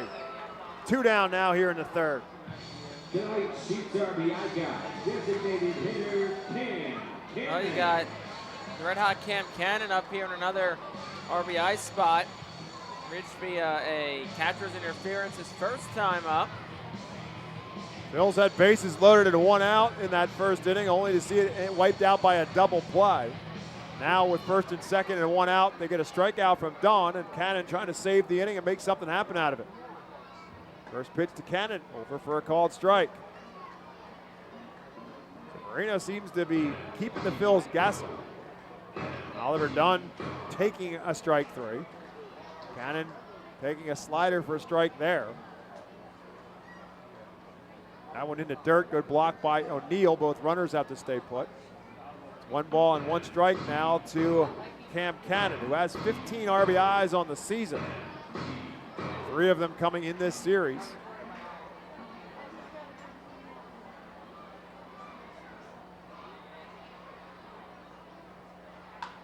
Down the third base line and foul.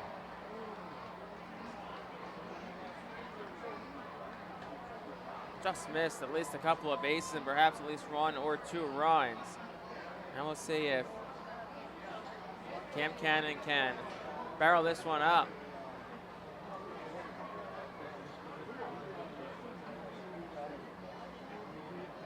Matthew Kroon takes his lead off of second. De La Cruz off of first. 1 ball and 2 strikes to Cam Cannon.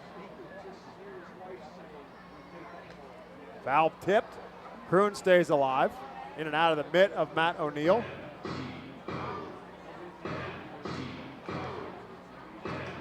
Threatening skies, but so far we're still dry.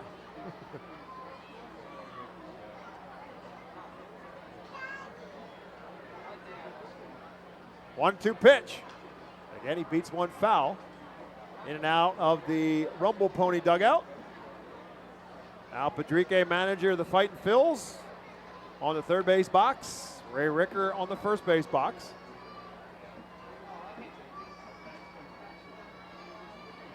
And Marino will reload now for his 1-2 pitch from the stretch. Over for a called strike 3, and that'll do it for the Phillies in the third. No runs, 1 hit, 1 error, and 2 left. 3 complete in baseball town. It remains Binghamton 3, Reading nothing. Nursing home neglect is a serious problem. If you or a loved one has suffered from bed sores obtained in a nursing home or a fall down in a nursing home resulting in a fracture, our friends at Swartz Culleton can help. Call the attorneys at Swartz Culleton for a free consultation. Their phone number is 1-800-JUSTICE. That's 1-800-587-8423. Once again, call 1-800-JUSTICE today. Swartz Culleton is a proud sponsor of the Reading Fightin' Phils. Are you looking for a reliable food distributor to meet all your culinary needs? Look no further than our trusted team at Feaser's Food Distributors. For over 120 years, our products have been sourced from the best farms and suppliers, ensuring that you get the best ingredients for your restaurant or organization. From fresh produce to premium meats, Feaser's supplies everything but the appetite. Visit Feasers.com today to experience the difference in working with a top-tier, family-owned food distributor. Feaser's, your partner for success in the kitchen. Looking for a fast and hassle-free way to get your snacks and non-perishable groceries? Look no further than FeasersDirect.com. With just a few clicks, discover the convenience of having your culinary essentials ready for a pickup at our headquarters in Harrisburg. The Reading Fightin' Phils are pleased to present you with their classic game program, all electronically. This program has information on the coaching staff, player roster, and front office staff. It also includes feature stories and alumni reports on all of your favorite guys who spent time in Baseball Town. Visit ourphils.com/programs to check it out. We head to the top half of the fourth inning. The Reading Fightin' Phils trail the Binghamton Rumble Ponies by a score of 3-0. Turn things over now for play-by-play to my colleague in the booth, Jake Starr. Thank you very much, Bob. Top half of the fourth. 3-0 Binghamton leads. 6, 7, 8's due up for the Rumble Ponies. Starting with Joe Swazi. Digs into the right-handed batter's box to work against the right-handed pitcher, Griff McGarry. McGarry's ready. It's a ready-on-ready matchup. And we'll wind and fire. The first pitch in tight for a ball. It's 1-0. As we've alluded to a couple of times, threatening skies, and there was a conversation in the Binghamton dugout. It was it's a gate. Close the gate that enters the field on the third base side. So these umpires don't miss anything. I was like, there's nothing to argue after one pitch. Here's the 1-0. That one just misses outside. It's 2-0. McGarry back out for inning number 4 of work. Allowed 2 runs last inning. Didn't give up a hit. Did issue 2 walks and hit a batter. Here's the 2-0. That's up above the belt for a ball. It's 3-0. As we said, dark skies coming in. Wind certainly has picked up. It's kind of died down a little bit, but still a noticeable amount of wind. 3-0 is outside ball 4. So 4 straight balls thrown by Griff McGarry. All that were right around the plate. And it's a 4-pitch, though, leadoff walk for Joe Swazi. So, as good as McGarry was early on, walked his first batter with 2 out in the second, the 7th batter. But since then, he's now walked 4, including hitting a batter in that inning of last inning. 4 walks, 5 strikeouts tonight for McGarry. Here's Matt O'Neill, who digs in. First pitch to him is on the outside corner for a called strike, 0-1. McGarry, who's to 67 pitches so far tonight, 15 in the first, 26 in the second, 21 in the third. Works from the stretch, the righty fires, and it just misses outside for a ball, 1-1. McGarry, who looks to be a little upset with this zone. Feels like it's gotten a bit tighter over the course of the last couple of innings. From home plate umpire tonight, Tyler Whitty. 1 ball, 1 strike here to Matt O'Neill. Gary fires home. Swung on, ground ball towards the middle. Martin has it, touched the bag himself, throws the first in time. It's a 6-3 double play. So best way to feel better about everything, roll up 2, and Griff McGarry does just that. And there's 2 outs in the 4th for Jalen Palmer. Yeah, that's a good way to wipe out a leadoff walk, is a double play. And also a very good decision there by Casey Martin on the ball up the middle. Didn't opt to make the toss to Oliver Dunn, but instead just kind of took charge and took it himself, and that was absolutely the right call and decision to do it himself and make the throw right on the money to Carlos De La Cruz for the double play. First pitch to Jalen Palmer, gets the outside corner for a called strike. It's 0-1. And all of a sudden, you have yourself in a position where you can really feel good about the rest of this inning if you can get this final out. McGarry works against the righty Palmer. Here's the pitch. Swung on, fouled straight down. It's no balls and 2 strikes. 3-0 Binghamton leads, top half of the 4th inning. Of course, still a lot of baseball left to play. Binghamton 3 runs on a hit.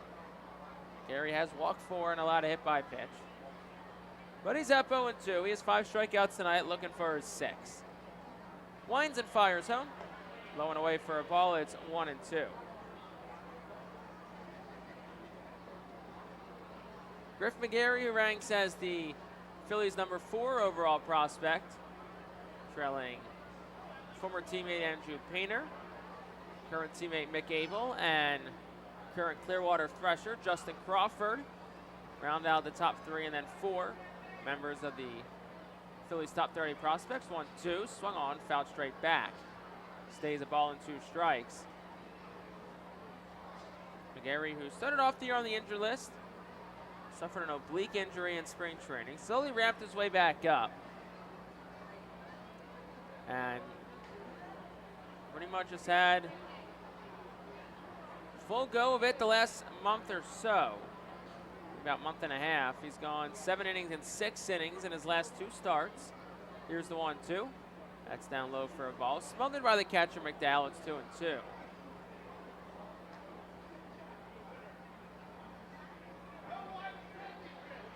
McGarry, who played his college ball at Virginia, 5th round pick by the Phillies back in 2021 from the Cavaliers.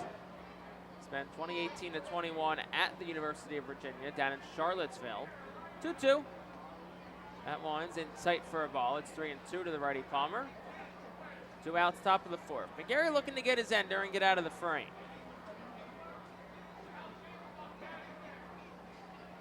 Palmer digs back in, even stance in the right-handed batter's box. About a half a foot off the inside chalk.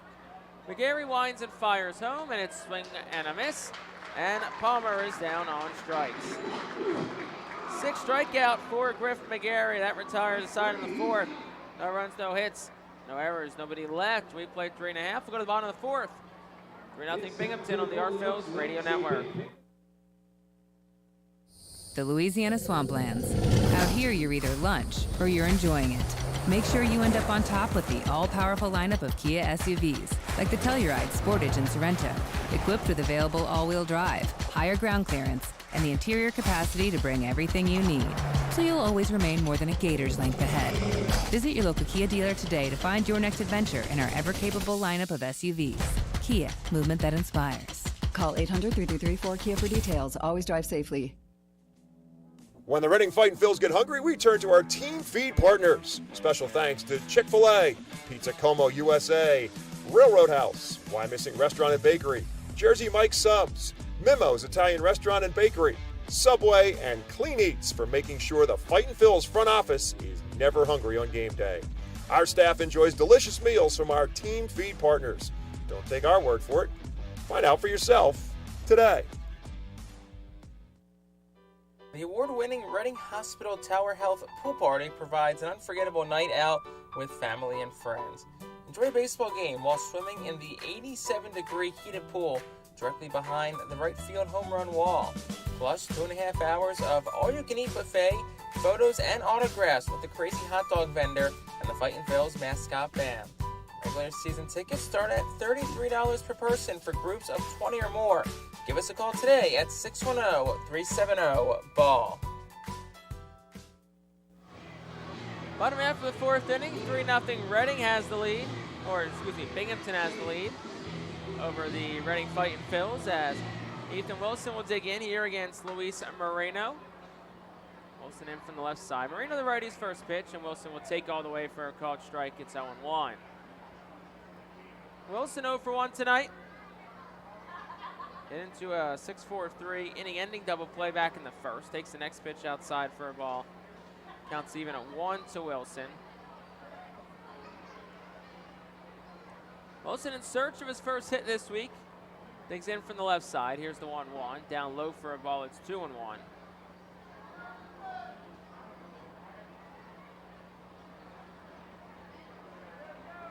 Left side of the infield, plays him shaded towards the second base bag. Moreno fires home. Wilson tried to hold up on a curveball, but Tyler Woody will say it's a strike. Does not appear Wilson agreed with that call. And I'll mention something too. Looked like the call was on the swing from Wilson, which I don't think he was too happy about. Thought he held up. Here's the 2-2, and that's swung on, poked towards left center. It's down for a base hit. Ethan Wilson gets a very much needed hit. That'll feel like 110 miles an hour off the bat for Ethan Wilson. If anybody needed a base hit, anybody needed a break, it was Ethan Wilson. And on the hands a little bit, just 79 off the bat. But look, like we said about baseball, it's about where you put it. Wilson a good swing on the ball, and it's a leadoff base runner for the R Phils. He had struck out 4 times in this series and hits in a double play his first time up. First pitch to Ratcliffe, swings and misses at a curveball. It's 0-1. So dare I say, I see some blue skies. Yeah, you are snuck correct. Behind some of the dark clouds. So we'll see if we avoid this system that's been approaching us from the west. 0-1. Ratcliffe swings and misses. It's no balls and 2 strikes when chasing after another curveball. Yeah, it's been the off-speed pitches really have tied up Baron Radcliffe throughout this series. He's been way out in front of everything. And as long as that continues to happen, he's just going to continue to see a diet of it until he makes the adjustment. Ratcliffe digs back in from the left side. He trails no balls and 2 strikes. Wilson leads off first. Moreno fires home. Ratcliffe grounds it right back to the pitcher. Low throw to second. Scoop by Young. Touches the bag. Throws the first in time. And it's a 1-6-3 double play. 2 outs in the inning for Casey Martin. Surprisingly enough, it did look like Radcliffe got a fastball there, and he timed it up. But fortunately for him, comebacker right to the mound, and pitcher turns it into a double play. And a second big double play turned by Binghamton in this game so far. So it'll bring Casey Martin to the plate. First pitch to him is a curveball that misses up. It's 1-0. Casey Martin, who's 0 for 1 so far tonight, flew out to the center fielder Rowdy Jordan his first time up. 1-0. That one is cranked down the left field line, but it'll hook out a play foul. That ball was crushed. 106 off the bat, went 332 feet, but it needed to be about 15 to 20 feet to the right of the left field line to be a run. Here's the 1-1, and that's on the outside corner for a called strike. It's 1-2.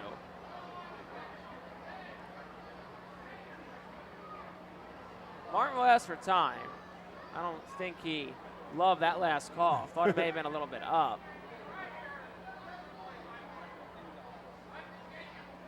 Ball and 2 strikes to Casey Martin. Here's the delivery. Swung on, ground ball hit foul off the facing of the left field bleachers, and a very nifty one-handed speared out of the air by Al Federico. Federico. Skipper still got it. Yep, Jose Peroza, the third baseman, giving it a little talking to. Next pitch to Martin's down low for a ball, 2-2.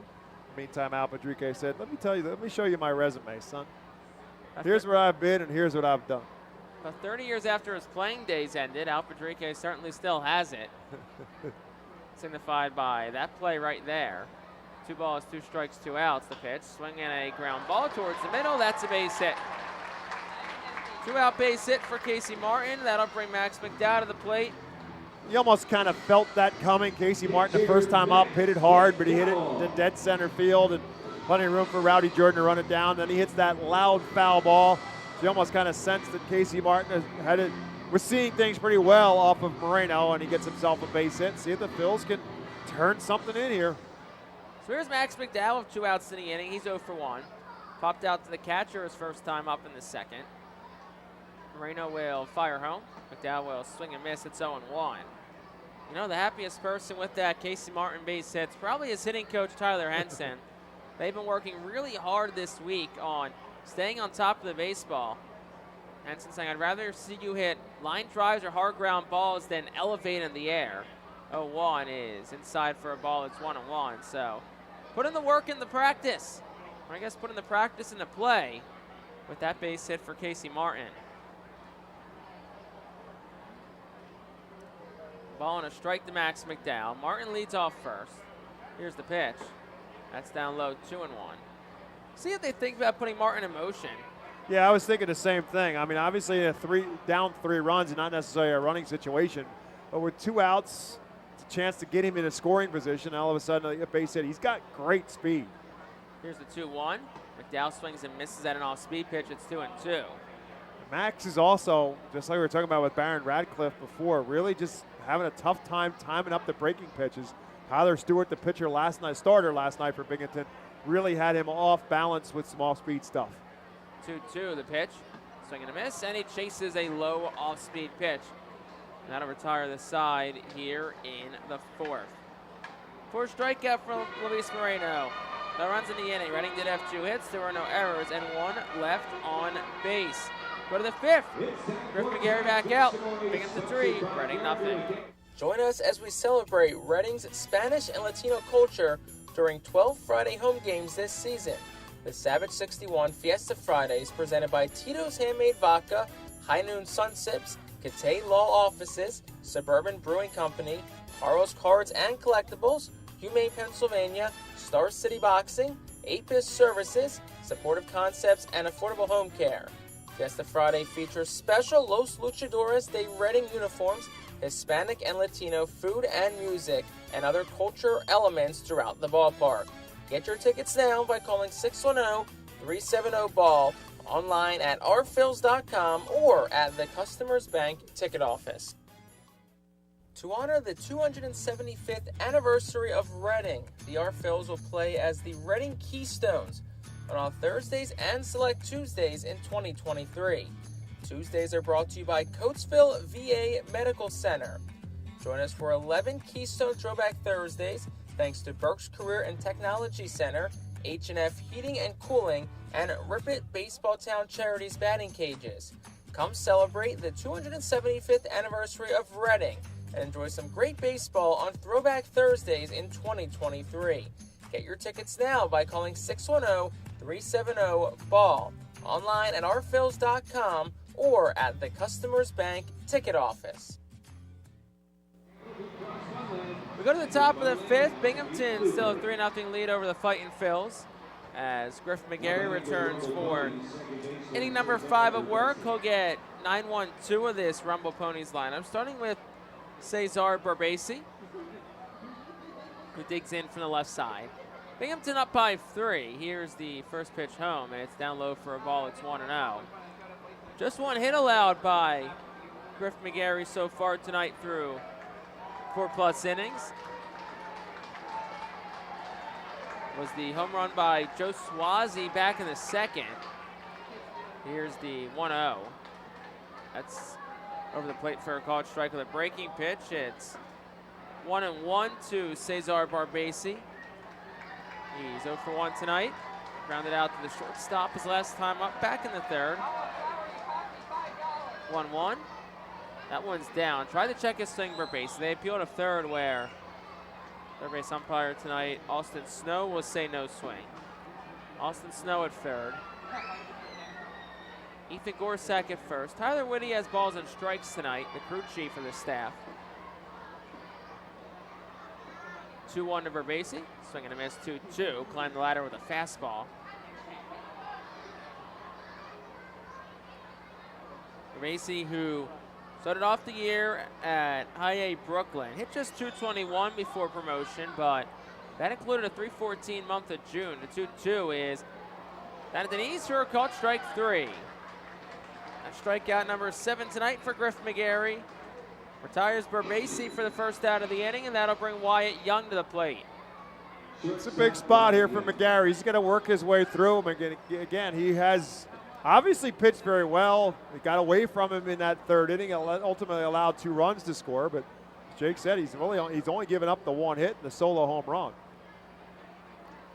Wyatt Young in from the left side. First pitch to the leadoff man is fisted in the air out towards left center. Ratcliffe had him play towards the line, but he shifts back towards straightaway left to make the catch. 2 quick outs here in the 5th. If you're McGarry, you'd love a quick 1-2-3 inning here. Yeah, that may very well be the difference between whether or not he comes back out for the 6th. Pitch count is up in the 80s now, so if he gets Rowdy Jordan out quickly, maybe they give him a chance to come back out for the 6th, but if Rowdy Jordan takes him for a few pitches, it probably will signal the end of the night for McGarry. Jordan in from the left side. McGarry, the righty, will fire home. Swing and a miss, 0-1. Rowdy Jordan is 0 for 1. Strikeout in the first, hit by a pitch in the third. Did come around the score in that 3-run third inning.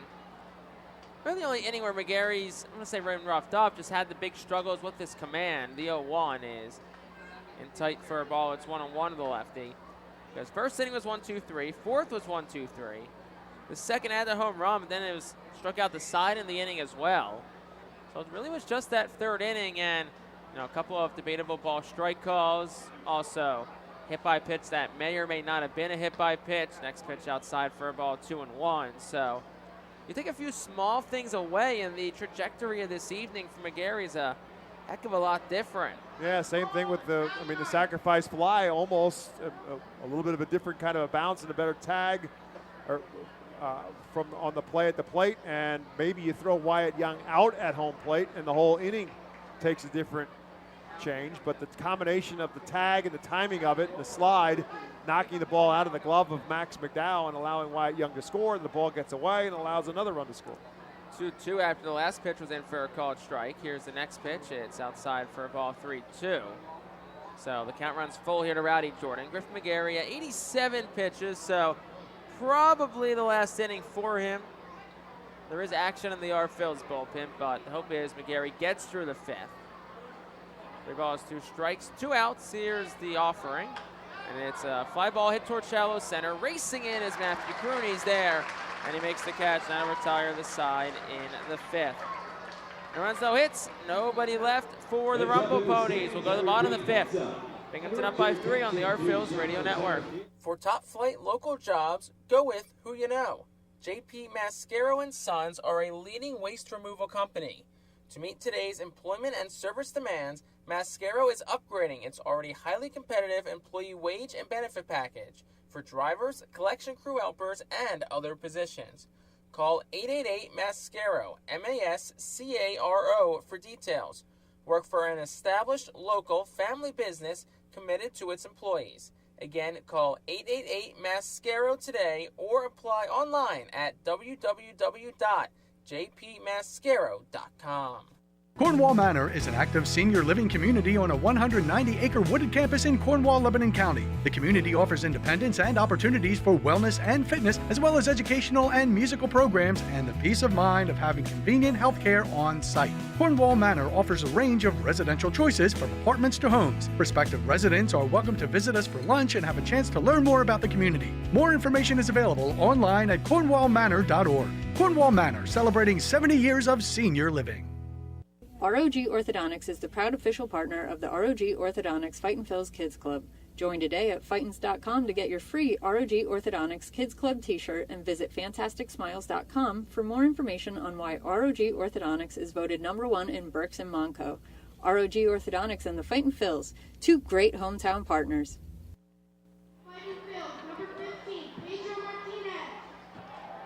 Bottom half of the 5th inning. Binghamton a 3-0 lead. 9-1, 2-2 up for the Fightin' Phil's here in the frame as Luis Moreno back on the mound for his 5th inning of work. He's been solid, up to 72 pitches tonight. For Moreno, first pitch in is on the inside corner for a called strike, 0-1. Moreno has allowed 5 hits, but he's worked around base runners in 3 of the 4 innings he's thrown tonight. Next pitch to Martinez. He tried to hold up on his swing. They'll appeal if there. Austin Snow will say he went. Martinez will ask for and be granted time. Looks like Al Pedrique certainly letting Austin Snow know his thoughts on that one.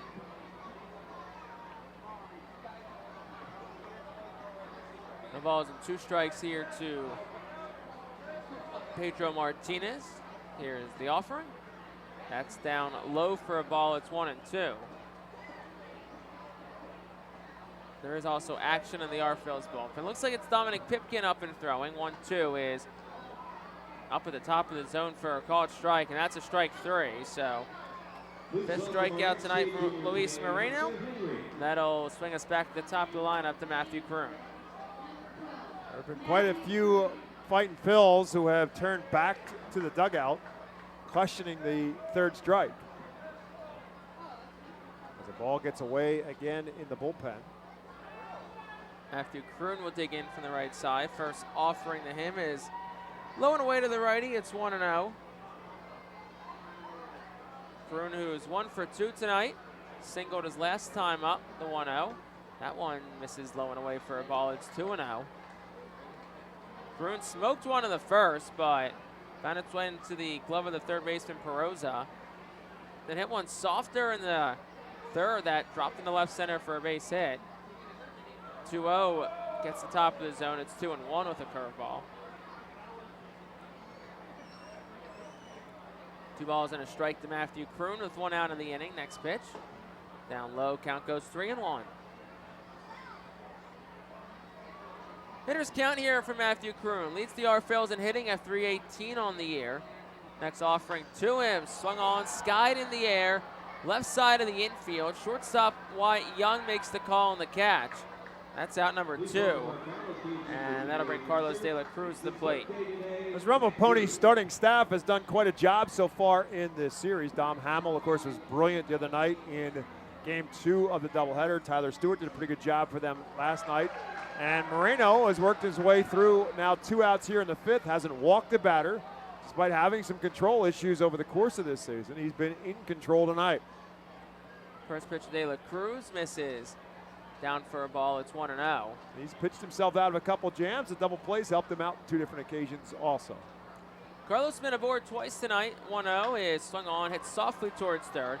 Rosa waits back on it. The third baseman throws across in time. That'll retire the side in the 5th. No runs, no hits, nobody left on base for the Fightin' Phils. We'll go to the 6th. Binghamton up 3-0 on the R-Phils Radio Network. Cornwall Manor is an active senior living community on a 190-acre wooded campus in Cornwall, Lebanon County. The community offers independence and opportunities for wellness and fitness, as well as educational and musical programs, and the peace of mind of having convenient health care on site. Cornwall Manor offers a range of residential choices from apartments to homes. Prospective residents are welcome to visit us for lunch and have a chance to learn more about the community. More information is available online at cornwallmanor.org. Cornwall Manor, celebrating 70 years of senior living. Our Phils fans can continue to expect great performances all season long on the Burke's Commercial Roofing stage. It's the home of great local talent, including the Our Phils mascot band. Burke's Commercial Roofing prides itself on being a locally owned and operated company that puts an emphasis on customer service. They provide free on-site estimates and can handle any size repair, restoration, or replacement. Visit burkscommercialroofing.com or call 610-717-3949 for more information. And don't forget to sit back, relax, and enjoy the show at the Burke's Commercial Roofing stage at America's Classic Ballpark. To enjoy a perfectly crafted 1893 from the makers of Pepsi Cola, you must first appreciate its carefully selected ingredients. A dash of cola nut extract, a hint of real sugar, a splash of sparkling water, and a generous amount of attractive spokesperson. Trust me, I'm gorgeous. Cheers to 1893 boldly blended colas, a delicious balancing act of premium ingredients from the makers of Pepsi Cola. Top half of the 6th inning brings us an Alvernia University Golden Wolves. Call to the bullpen. Dominic Pipkin enters for the 7th time since joining AA Reading. 0-2 with a 7.71 ERA. Jake, you remember how I said earlier that it's not raining yet because nobody's headed towards the undercover? Guess what? Now it is. First pitch from Pipkin is in there for a called strike, 0-1. Finish the line on him. 7 innings, 9 strikeouts, 3 walks. Pitching for the 2nd time this week. Next pitch home is swung on and sliced foul. It's 0-2. Skies aren't as dark as they were earlier. It is raining, considerable rainfall, not torrential, so at least for now they'll opt to play through. The 0-2 is on the outside corner. That's a called strike 3. Dominic Pipkin's got to feel good. Comes in, 3 straight strikes, and he gets his first strikeout. Yeah, he took the loss in Game 1 of this series, giving up the 3-run home run in that series in that 8th inning to Rowdy Jordan, giving up 4 runs in his 1 inning. So he's looking to kind of get the ship righted as he's here tonight. First pitch to McElwain, swung on and missed. It's 0-1. It's one of those rains, at least for now, like when you look towards the lights, it looks heavier, but it's more of a mist at this point. A lot of people still sitting out without cover on top of them. No balls, 2 strikes as McElwain swings and misses. So last for him, be granted time. Probably feels good to some people sitting in the heat all through the first 5+ innings. Hopefully it drops the temperature a good bit too. Next pitch is pounded on the ground towards third. Martinez charges, fields it towards the line, and he makes a throw to first in time for out number 2. Nice play by Pedro Martinez. Looks obviously routine. One thing he was working earlier today on was, being more aggressive on his pursuits of baseballs, charging them. He kind of sat back on a few earlier this week, so a really nice job there, charging it, attacking the baseball, going forward, and then he sets his feet and makes a strong throw across, as opposed to, being more on your back foot. First pitch to Ruiz is checked his swing, and they'll go to third and say no swing, so it's 1-0. Yeah, to the point about Martinez, because he's naturally a shortstop, so it's a bit of an adjustment at third base. Next pitch is down. It's 2-0. Sometimes at third base you don't have the luxury of charging. Sometimes the ball's on you too fast, but there are times where you do have to charge the ball often at third base. 2-0. That's outside. It's 3-0.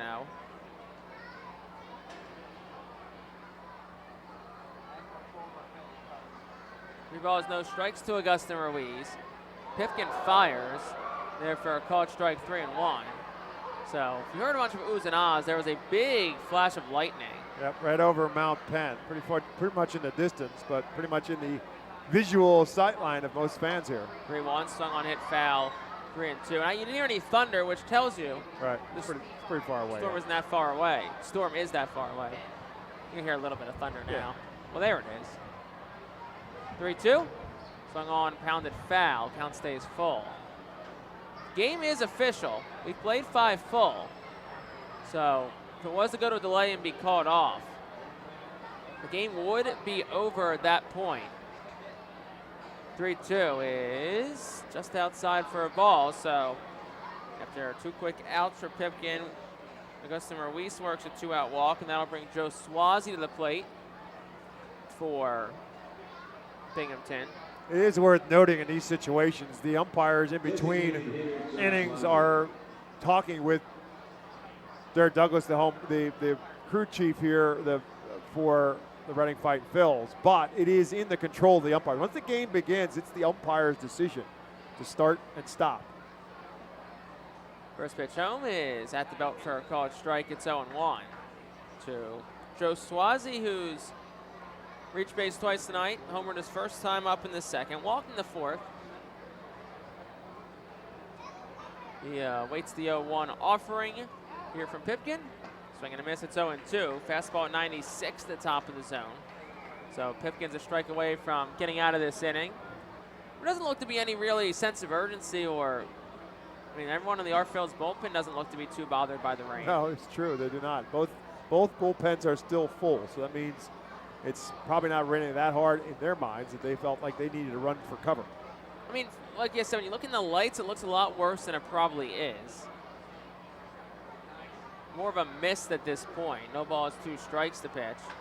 Swung on, hit in the air towards right, slicing towards foul territory. Ethan Wilson over, and it'll land. It's a couple of rows deep in the seats on the right field side, so the count stays no balls, 2 strikes.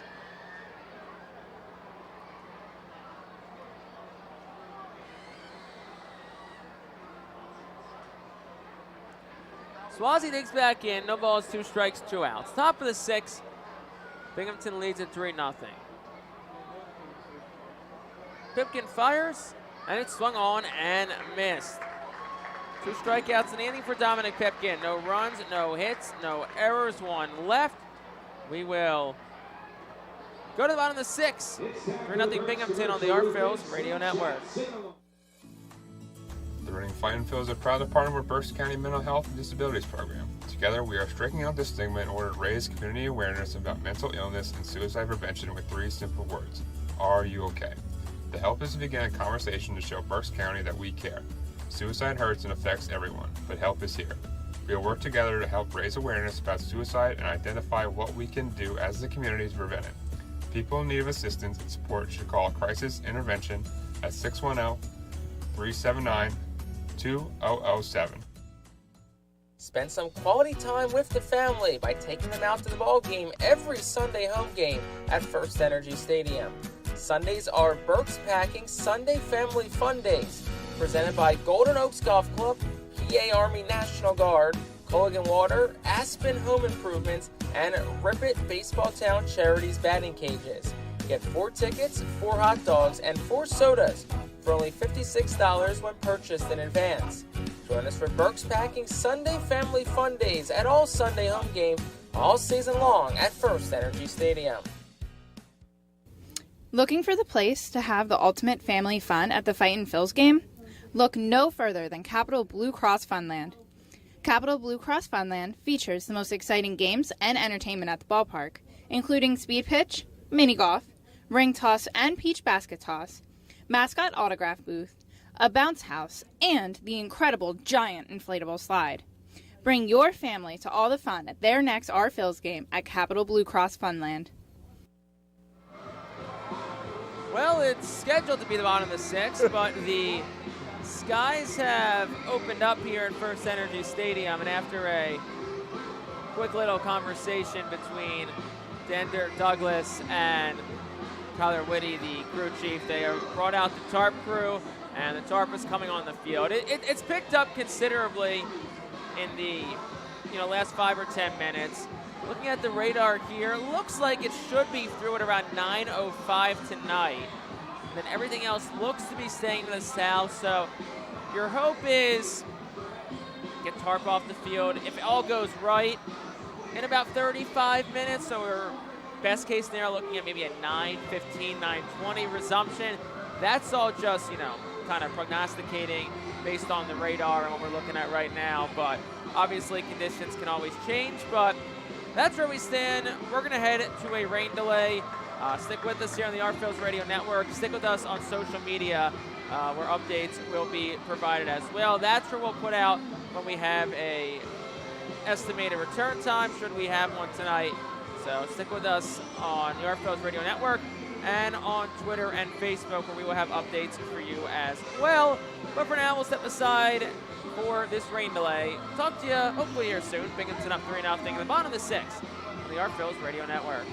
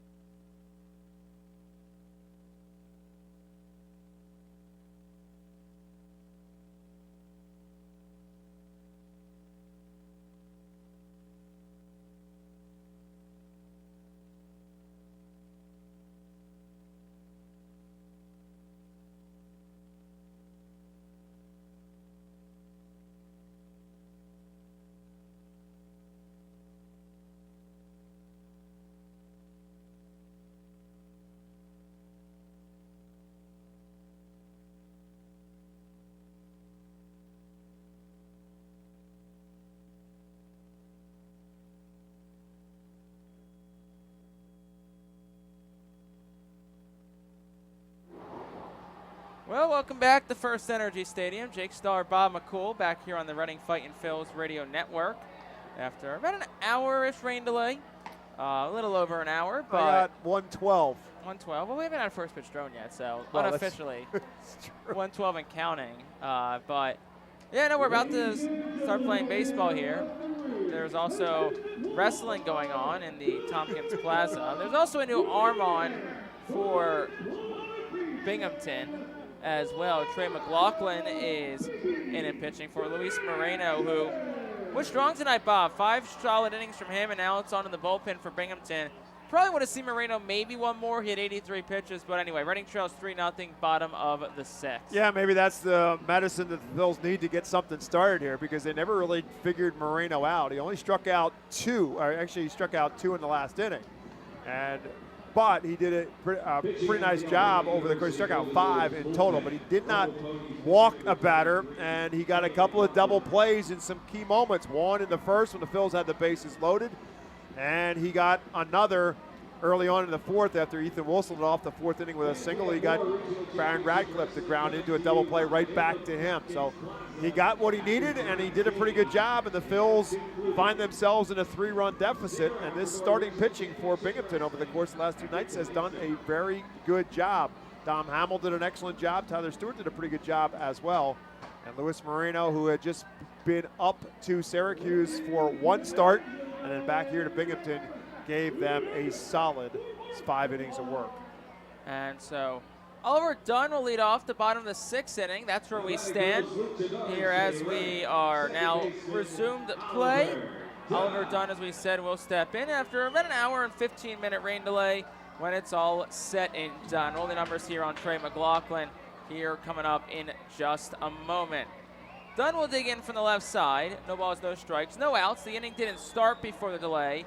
And McLaughlin will fire home to Dunn. He swings and skies one in the air, and it's out of play, no balls, and a strike. 13th appearance for McLaughlin. He's 1-1 with a 2.0 earned run average, 18 innings, 19 strikeouts, just 2 walks. No balls and a strike here to Oliver Dunn in the bottom half of the 6th inning. Next pitch home is a breaking pitch that misses up for a ball. It's 1-1, so we'll get a quick timeout as Matt O'Neill and Trey McLaughlin will talk things over. Maybe a little bit of a mix-up between the two there as well. There is action also on the Phil's bullpen for when this game does move to the 7th. Christian Hernandez up and throwing, so see if he gets a 7th. They'll probably try and get 2 out of him as well for Christian Hernandez. And like we said, Moreno in total, 5 innings, 5 hits, no runs, no walks, 5 strikeouts. He was excellent tonight. Did allow some base runners, but worked around them throughout the night. McLaughlin ready at the letters. He'll kick and fire home. Dunn will swing and miss. It's a ball and 2 strikes.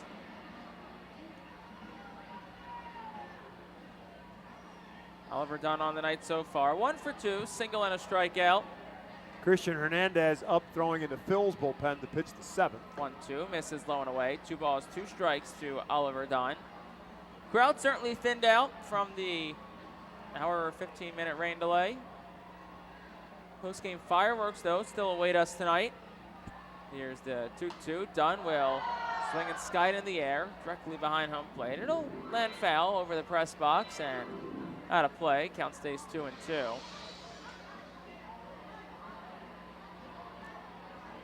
Binghamton 3 runs on just 1 hit tonight. Griff McGarry went 5 innings, allowed 3 runs, 2 earned on a hit. Did walk 4, strike out 7 Binghamton hitters. Here's the 2-2 to Oliver Dunn. Swing and a miss, and Oliver Dunn goes down on strikes. That's the first out of the inning. And that'll bring Cam Cannon to the plate.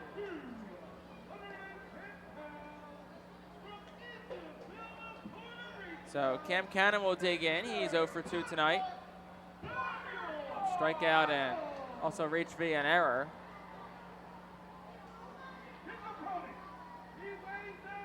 Cannon will dig in from the right side as McLaughlin will fire home. Curveball in there for a called strike. It's 0-1.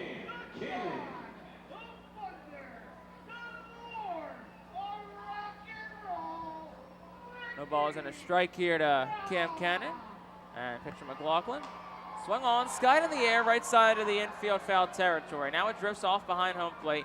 Where the catcher O'Neill is there, makes the catch for out number 2.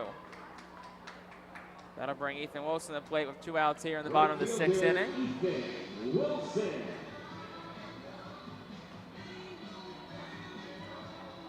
Wilson will dig in from the left side. 2 outs here in the bottom half of the 6th inning.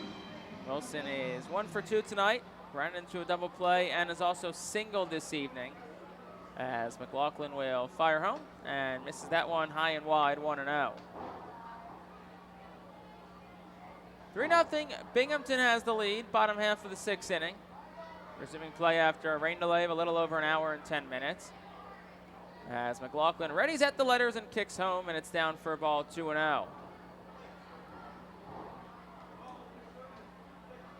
Baron Radcliffe awaits on deck for the Fightin' Phils if Ethan Wilson is to get aboard. Reading just looking for some kind of a big knock here to give themselves some momentum in this game. Next pitch home is swung on, skied behind home plate. It'll go out of play, foul. And if you think about it, Jake, the Phils with 5 hits in the night, and really 3 of them are Texas leaguers. So they really only have 2 really well-hit base hits so far in this game. And all of the 5 hits, singles. Here's the 2-1. Wilson cranks it in the air. Well, out towards right. Ruiz going back. That ball is gone. Off the top of the Redners Event Center. Ethan Wilson, he crushed it. 402 feet, 101 off the bat. That's got to feel good for Ethan Wilson. His 14th of the year, and it's 3-1 Binghamton. Well, they were all soft singles up until that point in time. Said it in the last at-bat for Ethan Wilson when he had that little Texas League leader, that maybe that's the thing for Ethan Wilson. Maybe it relaxes him a little bit. Maybe he's not pressing so much, and maybe he finds that groove. And that's the groove that we saw from Ethan Wilson early on this season. When he's peppering the Redners Event Center, Ethan Wilson is in a good spot. First pitch to Baron Radcliffe down for a ball, 1-0. After that at-bat, when Wilson touched home, he stopped and whispered something to Baron Radcliffe. I don't know if it's a McLaughlin tipping something or just something he saw on a release or a spin. Here's the pitch. That's over for a called strike, 1-1. It was very Bryce Harper, Alec Boehm-esque from Game 3 of the World Series after Harper took Lance McCullers deep and then Boehm did the same thing later in the inning. 1 ball and a strike. Here's the pitch. Radcliffe swings and misses. It's 1-2. For Reading to at least get 1, you're down by 2. That's got to feel good for the Phils. As Christian Hernandez appears ready in the Fightin's bullpen. The pitch. Radcliffe swings and misses over a curveball, and he's down on strikes. That'll retire the side in the 6th, but Reading gets a run on the Ethan Wilson home run. There were no errors, and Reading leaves nobody on base. We go to the 7th, 3-1 Binghamton on the Phils Radio Network.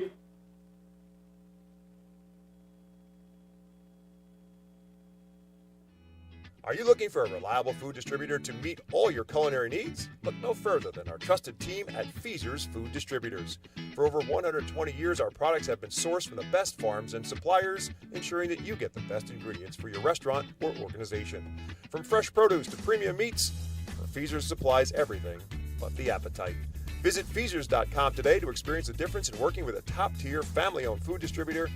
Feaser's, your partner for success in the kitchen. Looking for a fast and hassle-free way to get your snacks and non-perishable groceries? Look no further than FeasersDirect.com. With just a few clicks, discover the convenience of having your culinary essentials ready for a pickup at our headquarters in Harrisburg.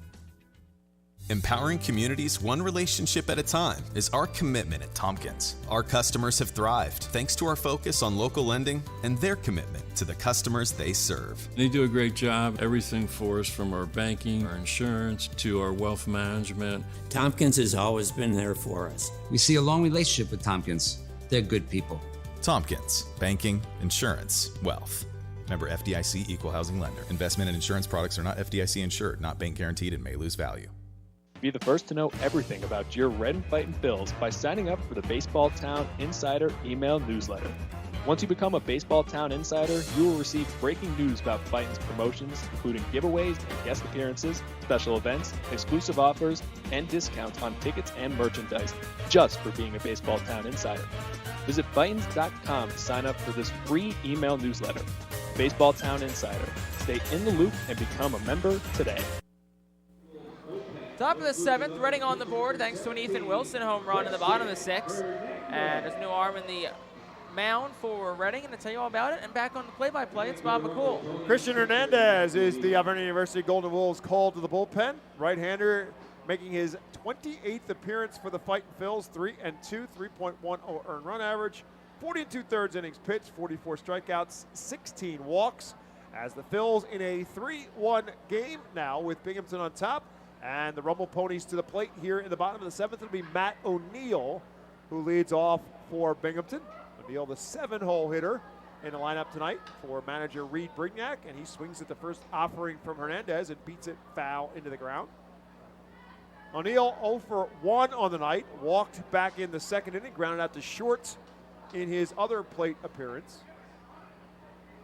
Solo home run for Joe Swazi in the 2nd off of Griff McGarry. McGarry with some control issues in the 3rd that led to a 2-run inning for Binghamton. They did all that without a hit, and that's the difference on the scoreboard right now after the Ethan Wilson home run in the bottom of the 6th. 3-1 Binghamton on top. It's 1-1 right now to Matt O'Neill as he stands at the plate, right-handed hitter. And the pitch from Hernandez is the slider outside, and it is now 2-1. Hernandez in for Dominic Pipkin, who pitched the top of the 6th. Looked good. 1 inning, no runs, no hits, a walk and 2 strikeouts. 2-1 pitch now coming from Hernandez. Hit hard towards short. Casey Martin backhands it. Long throw. Plenty of time for out number 1. Seeing a little bit more of what we came to expect of Casey Martin at shortstop over the course of tonight's game after a night off last night. I mean, he's looked really good at short tonight. Like we talked with Stokes in the pregame show, you know, sometimes you just need that night off. And I think for Martin, I think last night was that case. He's come out tonight. He's been swinging a much better bat. You know, has a hit. The other ball he hit really hard, and he's made a few nice plays at short. So that will bring Jalen Palmer to the plate. Palmer struck out in his 2 plate appearances, both of them against McGarry. And the first pitch to him from Christian Hernandez is also a strike.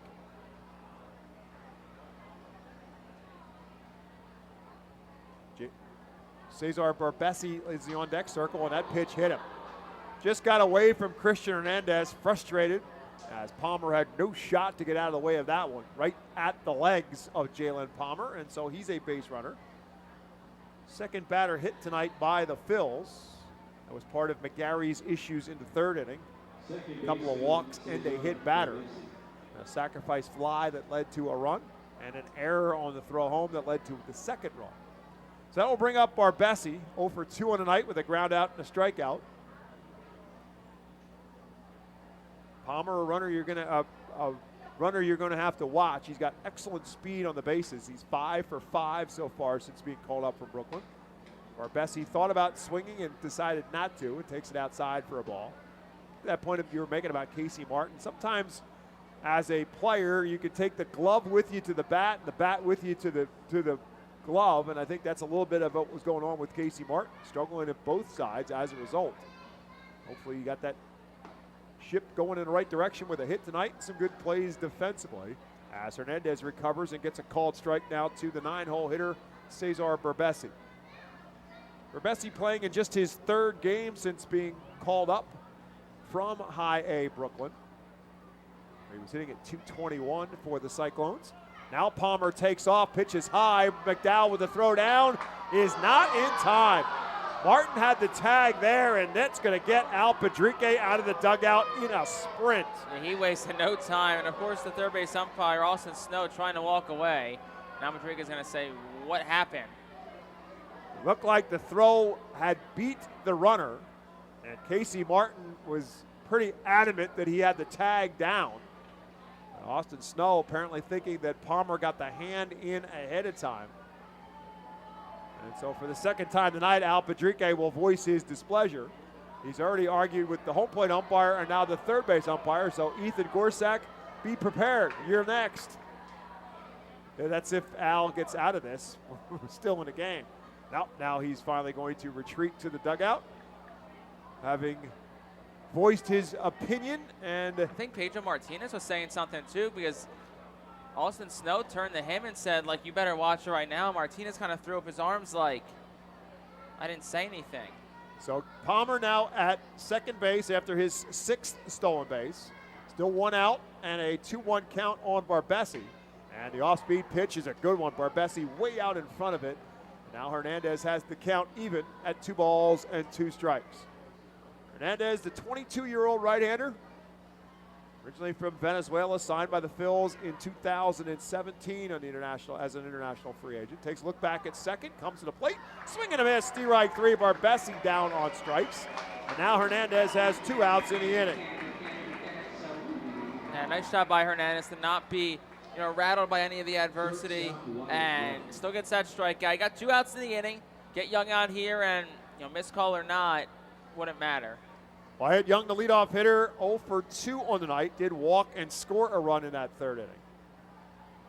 He has been on base a lot during this series, even though he's 1 for 11 now as a hitter. He scored 4 runs for Binghamton with that run scored tonight. Here's a big swing and no contact at the high fastball from Christian Hernandez.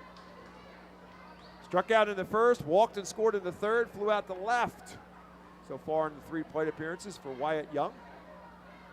The Hawaii native takes this one low for a ball. He's a very pesky hitter. When Binghamton was here the first time around, he was batting in a 9 spot, now batting in the leadoff spot. Works the count well, keeps himself alive with foul balls, choked up on the bat. 1 ball and 1 strike to him. Takes that one at the letters for a called strike 2. Next time the Phils and the Rumble Ponies play will be the final week of the season in September in Binghamton. 1-2 now to Wyatt Young. Hernandez from the stretch. Tries to get him to chase up high. Young does not. It's 2-2. Ever so slightly off the plate. Just off, but good spot from Hernandez.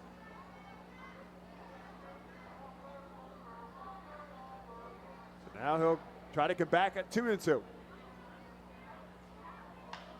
And this one fisted down the left field line. Baron Radcliffe, a long run, and he'll make the catch in foul territory. And now Radcliffe may have gotten himself hurt. The Rumble Pony bullpen is calling to the sidelines to check on Baron Radcliffe as he crashed into the wall. Now he's up and walking off under his own power. His teammates are there with him. Matthew Kern, the center fielder, came over immediately to check on him. De La Cruz races out too and has his arm around his shoulder walking off. Tremendous running catch for Baron Radcliffe, and that will be the 3rd out. We'll take an eye on what happens with Baron Radcliffe as this inning comes to an end, but it comes to an end with a flurry on the catch by Radcliffe, and the Ponies are retired. No runs, no hits, 1 man left on base. It's 7th inning stretch time in Baseball Town. It's 3-1 Binghamton on top of Reading. Nursing home neglect is a serious problem. If you or a loved one has suffered from bed sores obtained in a nursing home or a fall down in a nursing home resulting in a fracture, our friends at Swartz Culleton can help. Call the attorneys at Swartz Culleton for a free consultation. Their phone number is 1-800-JUSTICE. That's 1-800-587-8423. Once again, call 1-800-JUSTICE today. Swartz Culleton is a proud sponsor of the Reading Fightin' Phils. International Fireworks is the official fireworks provider of the Phils. International Fireworks shoots every fireworks show throughout the season, including 8 Mega Blast fireworks shows. International Fireworks also provides the pregame fireworks after the national anthem at each game. International Fireworks has a nearby retail store in Douglasville, Pennsylvania, where you can purchase all of your fireworks. Visit fireworksareus.com for more information about the International Fireworks retail store in Douglasville. Thanks again to International Fireworks, the official fireworks provider of the Phils. There's a weekend in July where the baseball world revolves around a village in upstate New York. Baseball Hall of Fame induction weekend in Cooperstown is an unforgettable experience filled with family-friendly activities and priceless moments. Make your plans today for July 21st through the 24th for the induction of Fred McGriff and Scott Rowland as the class of 2023. Visit baseballhall.org today for the entire schedule. See you in Cooperstown, where the journey becomes legend. Bottom half of the 7th inning in Baseball Town, presented to you by Swartz Culleton PC. If you've been injured at work, call the attorneys at Swartz Culleton. Call 1-800-JUSTICE today. Alongside Jake Starr, my name is Bob McCool. Bottom half of the 7th inning, Fightin Phillies trail the Binghamton Rumble Ponies 3-1. And it'll be Casey Martin who leads off here for the Phils in the 7th, to be followed by Max McDowell and Pedro Martinez. Baron Radcliffe did get back to the dugout on his own power, so we'll see and hope that he can stay in the game after making that great running catch in foul territory. As Casey Martin facing Trey McLaughlin now in his 2nd inning of work, and the first pitch to Casey Martin is low for a ball. Martin 1 for 2 on the night with a base hit up the middle his last time up. 1-0 pitch, foul down the first base line. McLaughlin, 23-year-old, turned 23 years of age earlier in the month of June. Actually turned 24 in the month of June. 6'2", 210-pounder. 1-1 pitch, swing and a miss by Martin. It's now 1-2. Signed by the Mets, or drafted by the Mets, I should say, in the 16th round of the 2021 draft out of Fairfield University. 1-2 pitch from him is a bit low, and it's 2-2. Yeah, a bit below the knees. Good call by Tyler Whitty, the home plate umpire. Martin, who's had a good approach tonight. Hit one really hard both times. First one a fly out, second one a base hit. Swing and a miss here, and he is a strikeout victim. 3rd strikeout for McLaughlin since coming in. 1 out here in the 7th. Bring up Max McDowell. McDowell with an infield pop-up and a strikeout in 2 plate appearances. Probably happy to see Moreno out of the game. He did not look like he was very comfortable against Luis Moreno. See if he fares better here against Trey McLaughlin. Takes that one inside for a ball. Pedro Martinez in the on-deck circle. Phil's looking for base runners, down by 2 here in the 7th. That's a break slider, it looked like, and an over for a called strike on the outside corner to McDowell. Max 1 for 10 now in this series.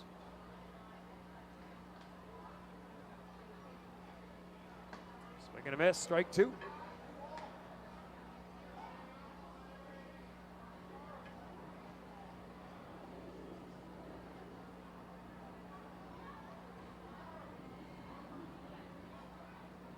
McLaughlin working from the stretch. Bounces that one up there. 2 balls and 2 strikes now to McDowell. In about an hour and 15-minute rain delay. Happened before the Phils came to the plate in the bottom half of the 6th inning. Temperature certainly dropped down a good 15 degrees or so, now in the mid-70s. Much needed. Yes. Swing and a miss, strike 3. McDowell retired on a strikeout as well. 3 straight strikeouts now for McLaughlin. 2 outs here in the 7th. Yeah, it's been heavy breaking balls to Max McDowell all night. That's been the game plan against him. That'll bring up Martinez, who's 0 for 2 with a strikeout and a ground out in his 2 plate appearances. 9 strikeouts in total now for Phil's hitters. As Martinez drives one into left center field, gonna be a long run for Rowdy Jordan. He won't get there. And it is out of here. Pedro Martinez just clears the left center field fence, and the Fightin Phils pulled it within 1. Martinez, good swing on that one. He is very hyped right now. Sprints around the bases. He's smacking high fives, throwing his arms up in the air. It's got to feel good for him, too. It's his first home run since April. Obviously had that huge stint on the injured list. Has really struggled to get his timing down since coming off. So a swing like that, inside outs when the left center field, that feels good. 390 feet, 102 off the bat. We mentioned since the beginning of this game and this broadcast that the wind was blowing out the left center field, and that's exactly where Martinez hit it. Thought it had extra base potential off the bat, but didn't think it would carry enough, but the wind made sure of that. As Pedro Martinez, 2nd home run of the year, pulls the Phils within 1. Here's Kroon with a little fister that will get over the outstretched glove of Cesar Berbesi and find its way into right field. Matthew Kroon has his 2nd hit of the night. He's a 2-out base runner. Well, De La Cruz is red hot right now, and you said he's got a bunch of singles and a bunch of doubles in this series. I said earlier, what a home run. Well, I'm going to say the same thing again, Bob. And again, get something up in the air on the left-hand side of the field with Carlos De La Cruz's power, and good things can happen. We'll see how it turns out from McLaughlin's standpoint, with a man on first and 2 outs. And again, good speed on the bases in Matthew Kroon. First pitch to De La Cruz is outside for a ball.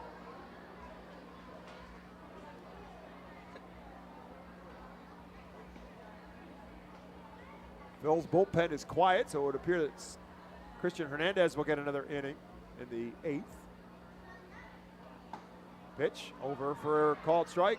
Breaking ball that locked up Carlos De La Cruz. The count now even at 1 ball and 1 strike.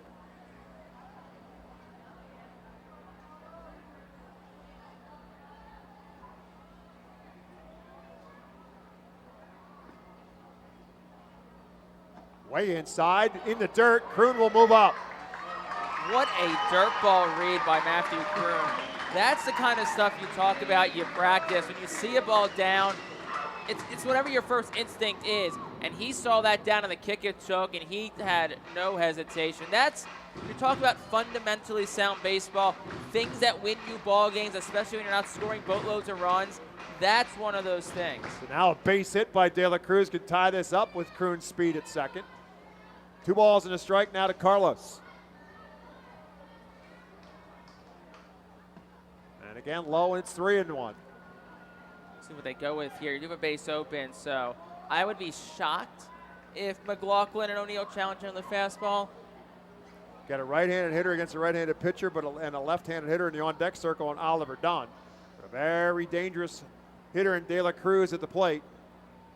Been on base twice tonight, 3 appearances. There's the off-speed pitch, and he's way out in front. So De La Cruz thinking he's going to get a 3-1 fastball, and he did not. Now count is full.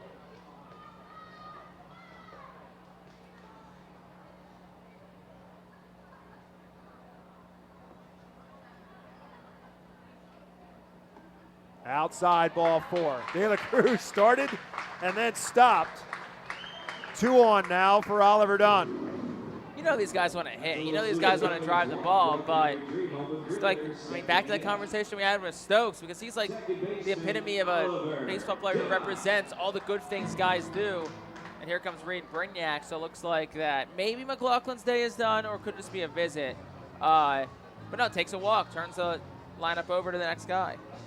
There is activity in the bullpen for the Ponies, but not sure how long that activity has been going on. But it is long enough that Reed Brignac will make the call to the bullpen. The Alberta University Golden Wolves call the bullpen that. We'll tell you who that new pitcher is when we come back after this.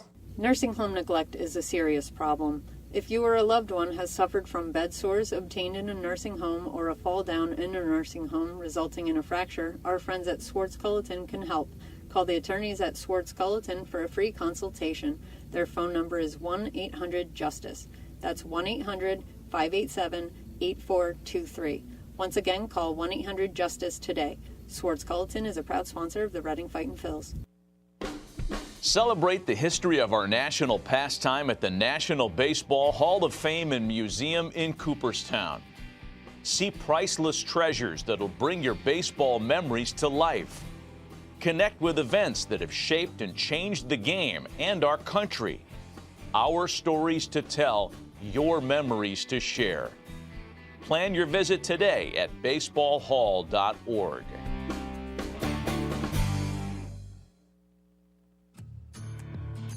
The Reading Fightin' Phil's birthday package is the best way to celebrate a birthday. Whether you're a youngster or an adult, there's no better birthday than a Fightin' Phil's birthday. The Fightin's Fan Birthday Package is customizable for fans of any age and starts at just $130. Base packages include 10 general admission tickets to a Fightin's home game, an autographed baseball, and a VIP reserved parking spot. Fans can also add a wide variety of experiences and options to make sure your favorite Fightin's fan's birthday is a grand slam.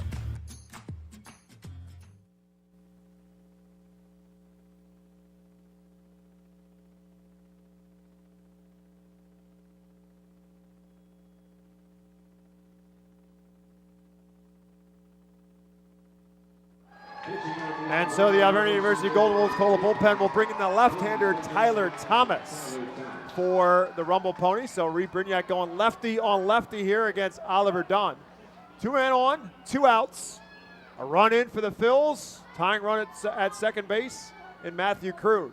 And a pitch way outside. Kroon that time has to stay put. Good hold. But Reed Brignac does go to the lefty on lefty matchup like we kind of talked about when he was on deck. Thomas been good, 9th appearance. He's 1-0 in 0.77 ERA, 13 strikeouts across 11 2/3. Kroon the runner at second. Taylor Cruz the runner at first. 1-0 pitch. Curveball and a good one. Locked him up. It's 1-1. That's a great spot right at the knees of Oliver Dunn, too. I mean, in a 1-0 count in a situation like this, it's probably one that you're not swinging at regardless. Thomas delivers. Fouled out of play. I will say that Tyler Thomas has not taken a peek back at Matthew Kroon as of yet. For what it's worth, just going to throw it out there. It's 1-2 now to Dunn. Also 2 outs in the inning, though, so you definitely don't want to run into that third out of third, especially you score on a single regardless. Now he does take a look back. Comes to the pitch. And that one's a bit low, and it's 2 balls and 2 strikes. Yeah, may have just clipped the bottom part of the zone, but O'Neill unable to hold on to it, so. Kind of doesn't help sell the pitch. Yeah, it doesn't help sell it at all. So it's now 2-2 to Dunn. Outfield plays the left-hand hitting Dunn a little bit shaded the other way. Comes with a good curveball, and it locks him up for a call. It's D-right 3, and that will do it for the Phils in the 7th. They do get the run. They do it on 2 hits. The big one, the home run by Pedro Martinez. And we have 7 complete. It's now Binghamton 3, Reading 2.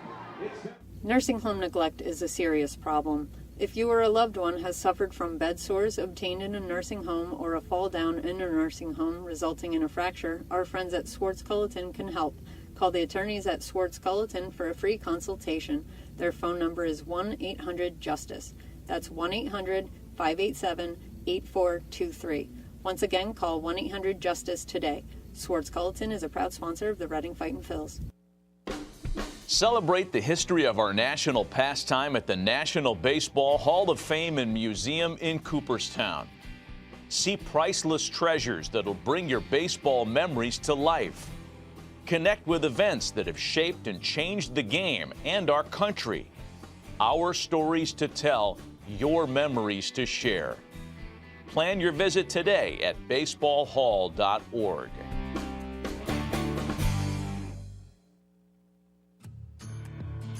The Reading Fightin' Phil's birthday package is the best way to celebrate a birthday. Whether you're a youngster or an adult, there's no better birthday than a Fightin' Phil's birthday. The Fightin' Fan birthday package is customizable for fans of any age and starts at just $130. Base packages include 10 general admission tickets to a Fightin's home game, an autographed baseball, and a VIP reserved parking spot. Fans can also add a wide variety of experiences and options to make sure your favorite Fightin's fan's birthday is a grand slam. So we head now to the top half of the 8th inning. It's a 3-2 ball game in favor of the Binghamton Rumble Ponies as they come to plate here in the 8th inning. Christian Hernandez staying on for his 2nd inning of work. He will face Rowdy Jordan, Jose Peroza, and Brandon McElwain. The 3 due up for Binghamton here in the 8th. By the way, Byron Radcliffe is back out there in left field. As we said at the end of that 7th inning, made that great catch in foul territory. It was out of our view. We couldn't exactly see what happened as the first pitch from Hernandez up and in. We knew that Radcliffe ran a long way and into the bullpen. Looked like he slid for the ball and may have slid up against the wall against the third baseline. And that was the concern initially, but he is up. Did walk off the field in his own power. He's back out there to play left field in the 8th inning, so obviously that's a good sign. Swing and a miss for Rowdy Jordan. It's now 1 ball and 1 strike to the 2-hole hitter. Jordan 0 for 2 on the night, hit by a pitch and scored a run in the 3rd inning. Flew out to center field and struck out in his other plate appearances. 1-1 now. Hernandez pitch outside for ball 2.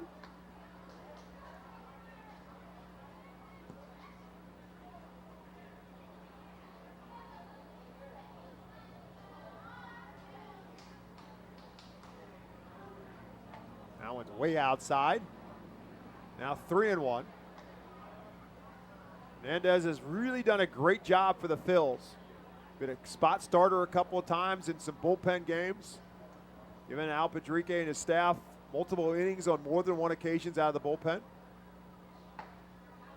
And gets this one over for a called strike. Jordan started and stopped, but it was over for a called strike on the inside corner, and so now the count is 3 balls and 2 strikes. With that, some movement in the Phils bullpen. This one fouled out of play as Jordan stays alive.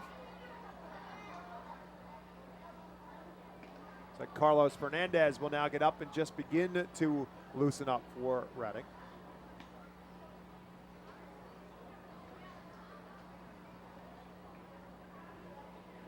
Jordan, the switch hitter, a 3-2 count.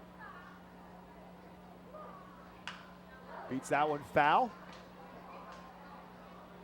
Rowdy Jordan, born in Auburn, Alabama, played his college baseball at Mississippi State. Drafted by the by the New York Mets in the 11th round out of Mississippi State in 2021. 3 balls and 2 strikes to him. Way outside, ball 4. So Jordan becomes the second base runner surrendered by Hernandez since coming on. And that'll bring up Jose Peroza. Peroza 0 for 2. Fly out, walk, and strikeout in his 3 plate appearances.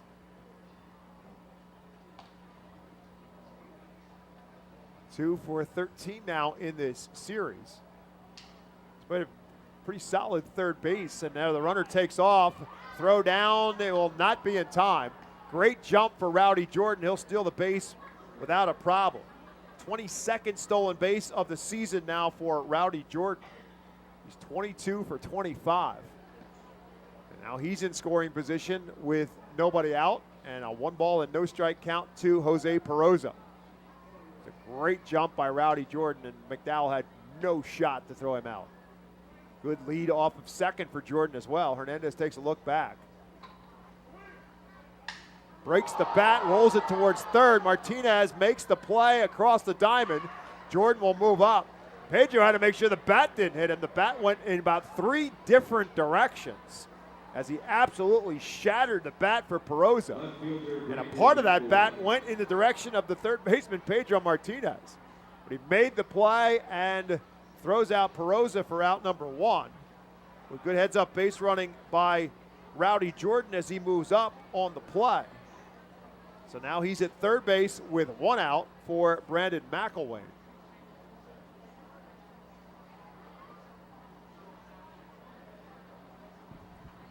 Phils will bring the infield up. Got to cut off another run here. McElwain pitched way outside, ball 1. McElwain 0 for 2 on the night. Had a sacrifice fly back in the 3rd inning. Drove in his 46th run of the season with that sacrifice fly. This one over for a called strike 1. 1 ball and 1 strike now to Brandon McElwain. Batting cleanup tonight for the Ponies.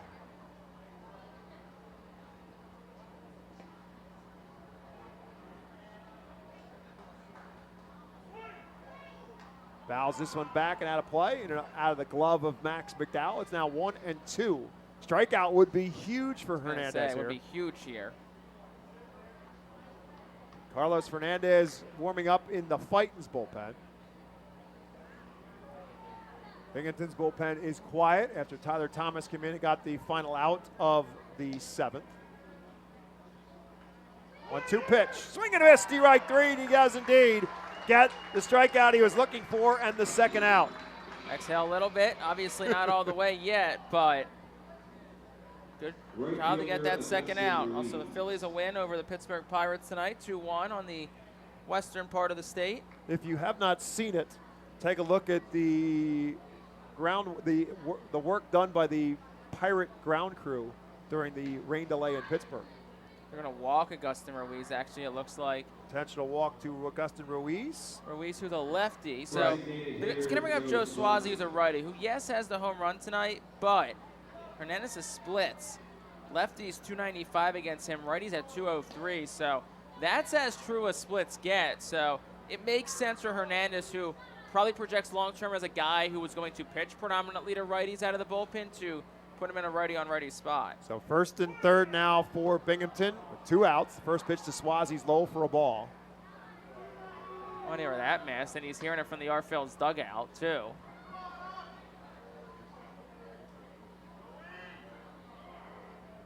Hernandez from the stretch. 1-0 pitch. Outside ball 2. So the Phils were in a rain delay shortly after we went into a rain delay here in Reading. And the ground crew here at Reading put the tarp on absolutely perfectly. In Pittsburgh, they didn't have such a good alignment, as in they were off by about 20 feet. Home plate was completely uncovered. 2 balls and no strikes. This one's fouled out of play. I guarantee it'll be all over social media. Look anywhere and you'll find it if you see what the ground crew did at PNC Park tonight during the Phils and Pirates rain delay.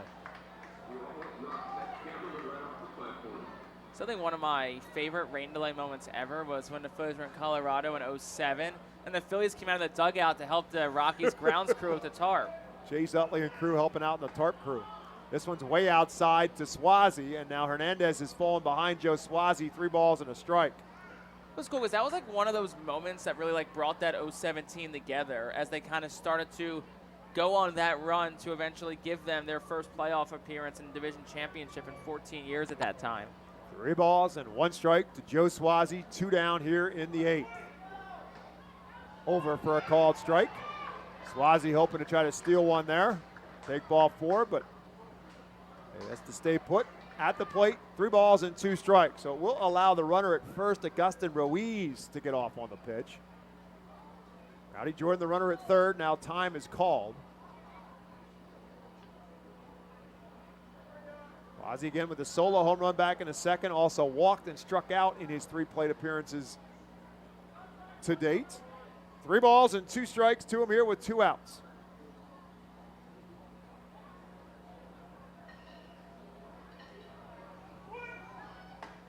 Up high, ball 4.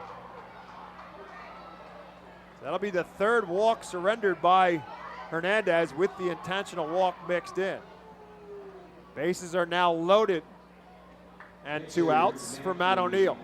Here comes Al Padrique. I think that might be, it's going to be the night for Christian Hernandez. So Carlos Francisco is going to enter in a pretty big spot here in the 8th. So Al Padrique makes the slow walk. Carlos Francisco, if he's coming in, is warmed up because he's ready to go. Just waiting to see if the skipper will make the call. As of yet, he has not. Usually when Al Padrique comes out, he makes the call, and now he does. So Carlos Francisco will come in. Christian Hernandez's night is finished. We'll take a timeout. Back with more on the Reading Fightin Phils Radio Network.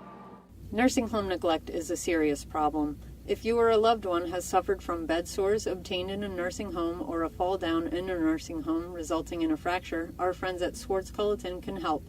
Call the attorneys at Swartz Culleton for a free consultation. Their phone number is 1-800-JUSTICE. That's 1-800-587-8423. Once again, call 1-800-JUSTICE today. Swartz Culleton is a proud sponsor of the Reading Fightin Phils. Celebrate the history of our national pastime at the National Baseball Hall of Fame and Museum in Cooperstown. See priceless treasures that'll bring your baseball memories to life. Connect with events that have shaped and changed the game and our country. Our stories to tell, your memories to share. Plan your visit today at baseballhall.org.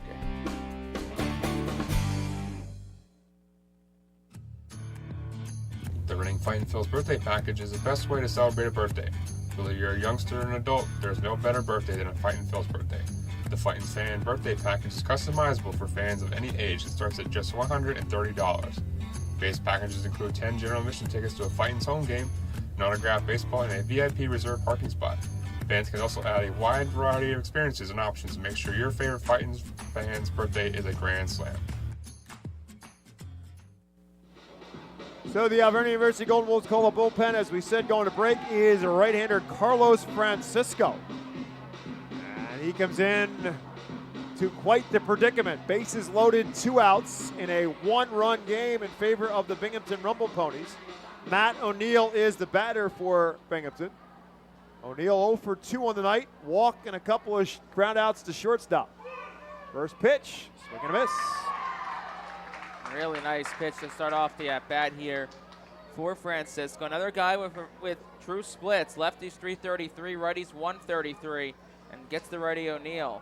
9th appearance for Francisco since his call up from Jersey Shore. 0-1 pitch is a good breaking ball. Looked like a slider from Francisco that O'Neill wasn't expecting. And it's now no balls and 2 strikes.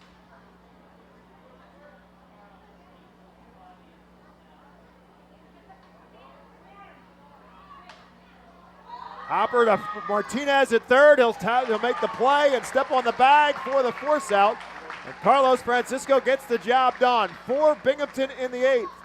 No runs, no hits, but they leave them loaded. We head to the 8th. It's a 3-2 ball game in favor of the Rumble Ponies. Nursing home neglect is a serious problem. If you or a loved one has suffered from bed sores obtained in a nursing home or a fall down in a nursing home resulting in a fracture, our friends at Swartz-Culleton can help. Call the attorneys at Swartz-Culleton for a free consultation. Their phone number is 1-800-JUSTICE. That's 1-800-587-8423. Once again, call 1-800-JUSTICE today. Swartz-Culleton is a proud sponsor of the Reading Fightin' Phils. Celebrate the history of our national pastime at the National Baseball Hall of Fame and Museum in Cooperstown. See priceless treasures that'll bring your baseball memories to life. Connect with events that have shaped and changed the game and our country. Our stories to tell, your memories to share. Plan your visit today at baseballhall.org.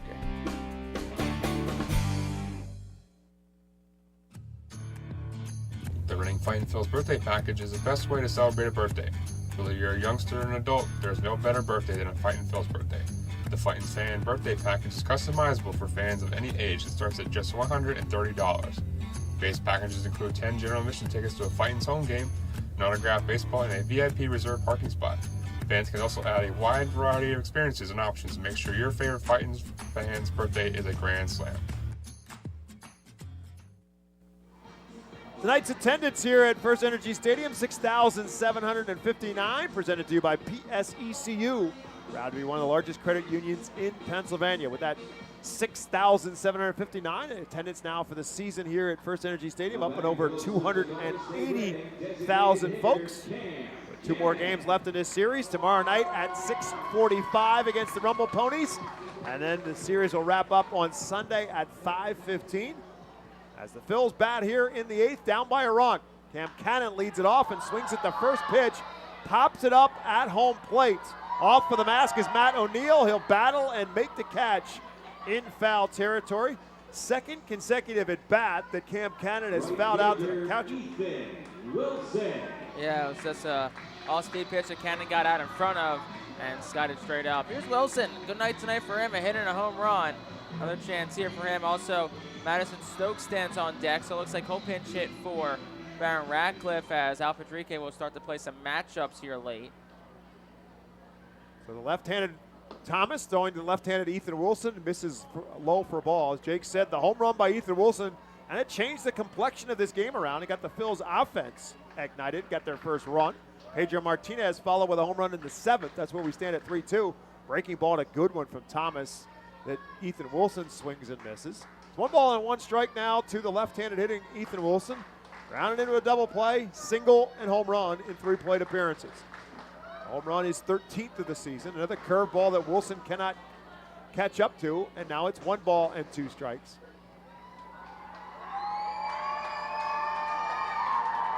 Wilson calling time. Does a little walk around the batter's circle.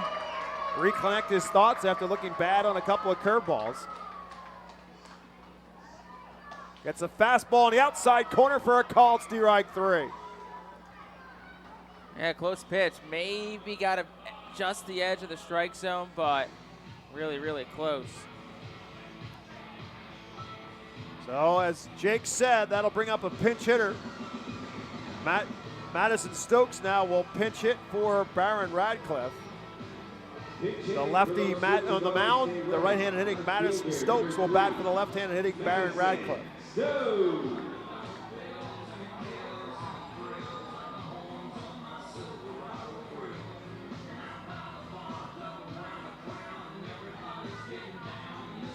Stokes settles in.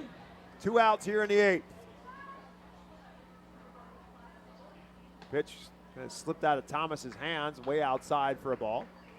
Madison, our pregame show conversation tonight, out on Tompkins Plaza, talking about being a spectator tonight, but you never know when the opportunity might present itself, and here it is.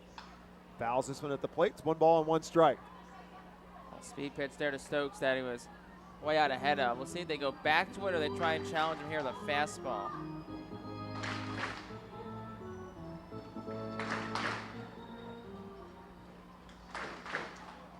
Swing and a miss, cannot catch up to it, and it's 1-2. Yeah. High fastball. And they use that breaking pitch to kind of speed up the eyes of Madison Stokes there. Now they put him in a 1-2 hole.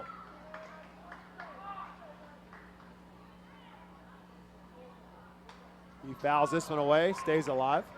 Binghamton's done a pretty good job of that throughout this series. They've really kept Reading's hitters off stride, mixing pitches and pitching backwards at times, throwing breaking balls when you're thinking fastball and vice versa. It's 1-2 now to Madison Stokes. That one's low and it's 2-2.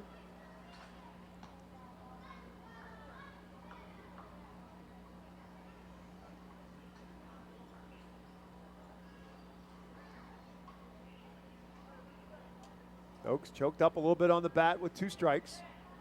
Swing and a miss, strike 3, and that'll do it as the Phils go 1-2-3 in the 8th. We'll head to the 9th. Binghamton looking for some insurance. They lead it 3-2. White Star Tours and Travel Centers offers the Our Phils fan road trip again this season. It's your chance to hit the road with other Our Phils fans, see an Our Phils road game, meet with an Our Phils player, and also see an Iron Pigs and Phillies road game. The White Star Our Phils road trip visits Altoona, Toledo, and Cleveland from Thursday, July 20th until Sunday, July 23rd. See the Our Phils in Altoona Thursday, meet with an Our Phils player or coach, then head to Toledo Friday and Cleveland Saturday to see many former Fightins in action. The trip heads back to Reading on Sunday. Visit the customer service booth for more info on the White Star Our Phils fan road trip to Altoona, Toledo, and Cleveland. Space is very limited, so sign up today. You can add a delicious all-you-can-eat buffet to any Reading Fightin' Phils game ticket for only $21. This selection includes barbecue chicken sandwiches, cheeseburgers, hamburgers, hot dogs, corn, pasta salad, baked beans, potato salad, chips, cookies, and so much more. Drinks feature all Pepsi products. Call the Fightins at 610-370-BALL. Order online at ourphils.com or visit the Customers Bank ticket office at FirstEnergy Stadium. Carlos Francisco back out for the 9th inning for the Fightins. His job, obviously, is to keep Binghamton at bay and keep this at a 1-run game. While missing restaurant and bakery is pleased to offer 2 options for your dining pleasure. Menu with locally sourced delicious options and buffet meals for your breakfast, lunch, and dinner pleasure. Experience the best bakery in all of Berks County. Homemade bakery items include made-from-scratch challah bread, danishes, and a variety of scrumptious cupcakes. Dollars of donuts that no restaurant in the area offers. The variety of cakes, fruit pies, cream pies, cheesecakes, and homemade donuts. Why missing restaurant and bakery, and owner Oz Chaudhry are proud 2023 Fightin' Phils team feed partners. Jalen Palmer leading off against Carlos Francisco. Swings and misses at the first pitch and fouls the second one off his foot. Rolled all the way out to third base for Pedro Martinez. So Jalen Palmer slow to get back up. Tyler Whitty, the home plate umpire, will hand deliver the baseball to Carlos Francisco and allow Jalen Palmer to try to get some feeling back in his left foot right now. And every batter in today's game wears that guard that kind of protects the shin and the ankle area. More often than not, those foul balls get the foot and miss that guard. That's exactly what happened to Jalen Palmer as he swung on top of it, be it straight down into the ground and off his foot. So it's no balls and 2 strikes now to Palmer. takes one outside for a ball. Big part of Palmer's game is the use of those feet, outstanding foot speed. Got a couple infield hits in his series and a couple stolen bases as well. 1-2 pitch. Beats this one foul and at the plate, behind home plate, staying alive. 0 for 2 on the night for Palmer. He was hit by a pitch his last time up and stole a base.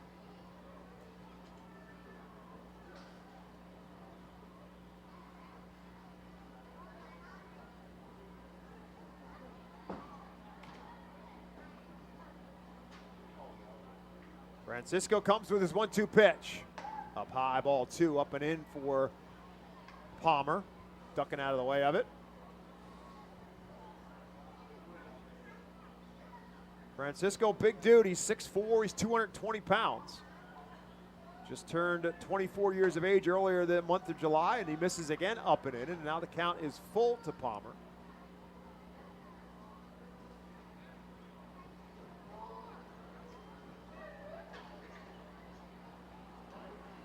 Three-two pitch. Beats it foul again at the plate. Palmer making this a tough at bat. Hitting off here in the top half of the ninth inning. Francisco began the season at Jersey Shore.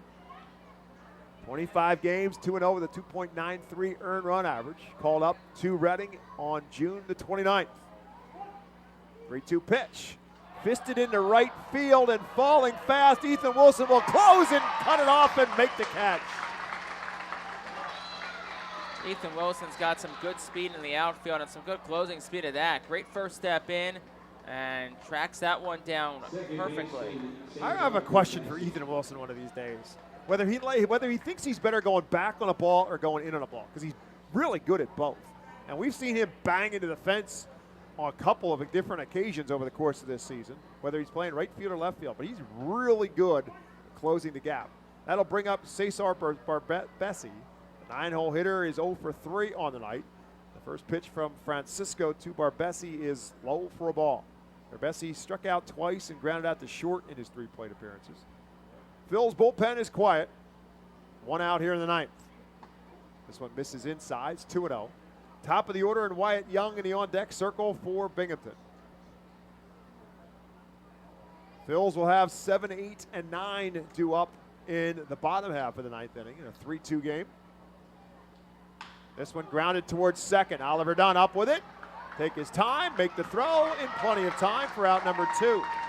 Well, 2 quick outs. Carlos Francisco looking to do a job here. I mean, the Phil's bullpen tonight as a whole got in a little bit of trouble here and there, but overall it's been solid tonight, and they've given Reading a chance here to hopefully mount a comeback in the 9th.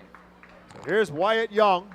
Last out Francisco needs to get. He is 0 for 3 on the night. Did walk and score a run back into third.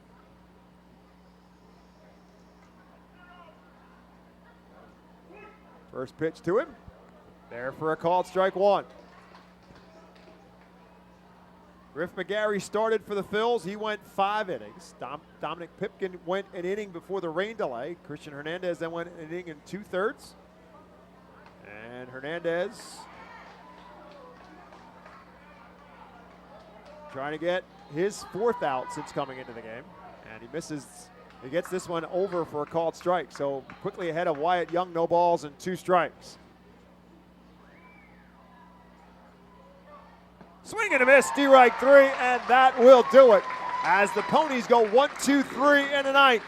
We head to the bottom of the 9th. It's winning time in baseball town. When we come back, the Ponies lead the Phils 3-2. Unlike any other area in FirstEnergy Stadium, the Savage 61 Dugout Suite puts you in the closest seat to the action on the field.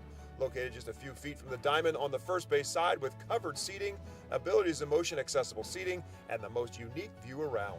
Your group will thank you over and over again for this one-of-a-kind experience. Tickets for the Dugout Suite start at $27 and include options to add food and drink packages. The ProMax Fence Systems Foul Porch is an exclusive group experience. Located in our left field corner, groups of 20 to 30 people are treated to 2.5 hours of all-you-can-eat buffet and drinks. In a festive atmosphere with a bird's-eye view of the visiting bullpen, regular season tickets are $34 for groups of 20 or more. Call us today at 610-370-BALL to reserve a spot for your group. The Penn State Health St. Joseph's 67 Club is the original hospitality area at FirstEnergy Stadium. Conveniently located along the third base side, the 67 Club gives you a front row seat to all the action at the hot corner. The area is safely protected from line drives with a large see-through net. Starting at $34, groups of 20 or more can enjoy a 2.5-hour all-you-can-eat buffet. Children 4 and under are free. Visit rphils.com or call us at 610-370-BALL to reserve your group outing today. So we head to the bottom of the ninth. Tyler Thomas will stay on for Binghamton. He's been excellent so far. Retired all 4 batters that he has faced. He struck out 3 of those 4 batters. And he will face Casey Martin, leading off for the Phils here in the ninth. Martin, followed by Max McDowell and Pedro Martinez. That's the 3 who were due up for Al Padrique here in the ninth. We'll see if any of that may change. Cody Roberts, possible for a pinch hitter. Jalen Ortiz, also possible for a pinch hitter, depending on how this inning unfolds. Martin, 1 for 3 on the night. Single back in the 4th inning, also flew out to center and struck out in 3 plate appearances. Facing the left-handed pitching of Tyler Thomas. First pitch, fastball misses a bit high and away.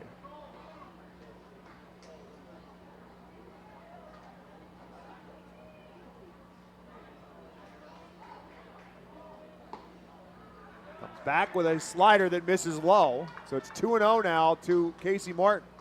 His job, get on base. Somehow, some way, anyway. 2-0 to him right now. That's way outside. It's 3-0. Have to think that Casey Martin is taking here.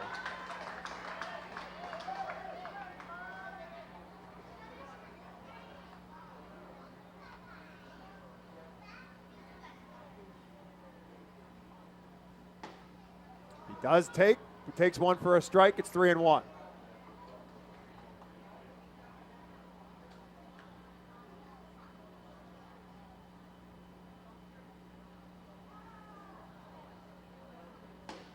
That's up high, ball 4, so Casey Martin does do his job. He walks to get on base. He's got excellent wheels.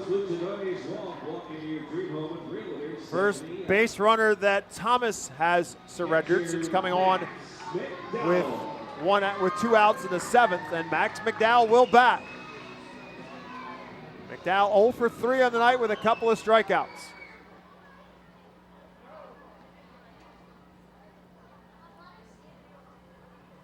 Shows bunt, gets the bunt down, and it's a beauty. Thomas, the pitcher, will field it. He'll make the play to first, and that will put Casey Martin in second base and in scoring position. So Al Padrique doing like he talked about with us last night, playing fundamental old-school baseball. Hit the tying run now at second base with 1 out for Pedro Martinez. So a successful sacrifice bunt for Max McDowell. 1 out now in the inning, and Pedro Martinez, who made this a 1-run game with a home run his last time up, now batting right-handed, facing the left-handed pitching Thomas, takes 1 inside for a ball. Pedro with his first hit of this series, a home run to left center field his last time up. 1-0, Thomas takes a look back at Martin at second. Misses way outside. May have crossed up Matt O'Neill. He must have, because O'Neill's now going to take a walk out to the mound. Again, a lot of times the runner at second base, teams will change their signals of what they're calling between pitcher and catcher. But it certainly appeared as if O'Neill was crossed up on the off-speed pitch. Kind of boxed at the ball a little bit. Fortunate for him that he was able to hold on to it.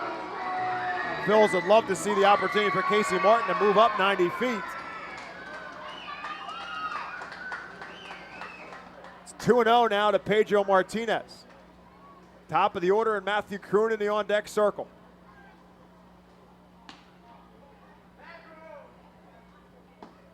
That's over for a called strike one. 2 balls and a strike to Pedro Martinez. Phils get some activity in the bullpen just in case. 3-2 game here in the bottom of the ninth. 2-1 pitch. Hit down the third baseline. Tough play by Perosa. He makes the play and the throw in time, and Martin had to stay put. It's a tough in-between hop for Jose Perosa, but the third baseman made the play, took a look at Martin, and made the throw in time for out number 2. And so it will be Matthew Kroon who will step to the plate.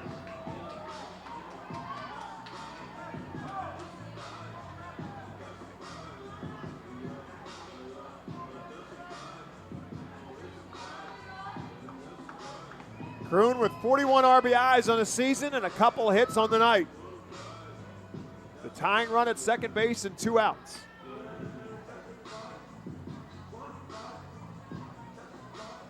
Again, Casey Martin with excellent speed, so if Matthew Kroon can find some green grass, we could have ourselves a tie ball game.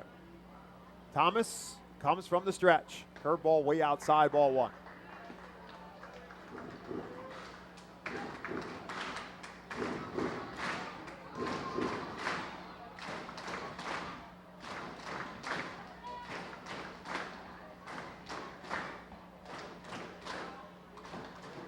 Kroon swings and fouls it at the plate, fouls it back to the backstop, and the count now 1 ball and 1 strike. Fans still in attendance trying to cheer on the Phils and looking for some fireworks when this one is complete. More fireworks tomorrow night, Mega Blast fireworks tomorrow night, plus a Star Wars tribute with Star Wars characters on hand. 1 ball and 1 strike now to Matthew Kroon. Up and in, ball 2. Tomorrow night, reminder, 6:45 is first pitch. And then Sunday, the Phils and the Rumble Ponies will wrap up this series with a 5:15 start. And all kids receive an Aaron Nola bobblehead. 2 balls and 1 strike now to Matthew Kroon. On the inside corner, called strike 2, and Kroon does not like it. Matthew thought it was too far inside. So now the count is even at 2-2. Phil's down to the last strike. Kroon now will call timeout. Take a moment, recompose, clear the mind, and try an attack. AC Martin, the runner at second base. 2 down.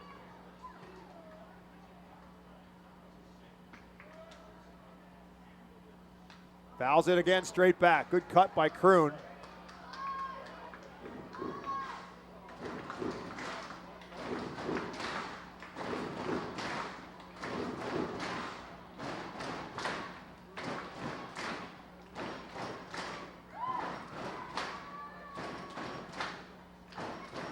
Two pitch. Swing and a miss, strike 3, and that'll do it. Fightin' Phils cannot advance the runner. Casey Martin got the leadoff walk. They got him a second on the sacrifice, and that's as far as it goes as the Rumble Ponies pitching again stifles the Phils tonight and takes the W and have gotten themselves at least a split of this series as Binghamton wins game 4 of the series and now leads the series 3-1. They win tonight's game by a final score of 3-2. We'll take a timeout. Back with the postgame show on the Reading Fightin' Phils radio network right after this.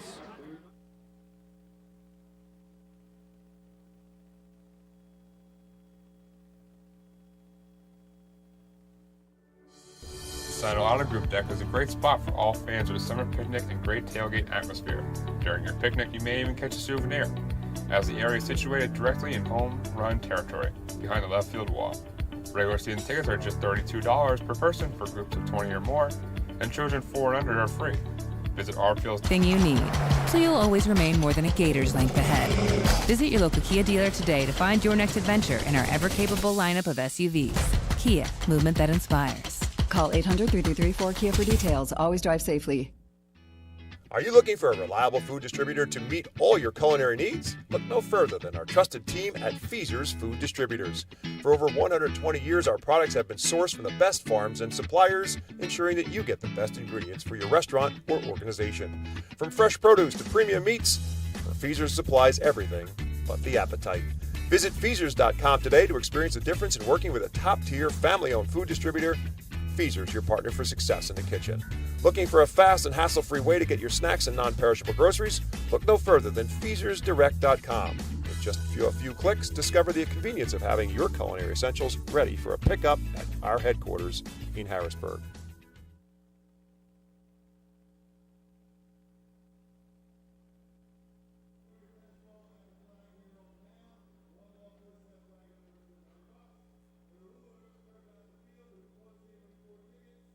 Welcome back to the postgame show where, again, the Fightin' Phils drop the decision to the Binghamton Rumble Ponies by a final score of 3-2.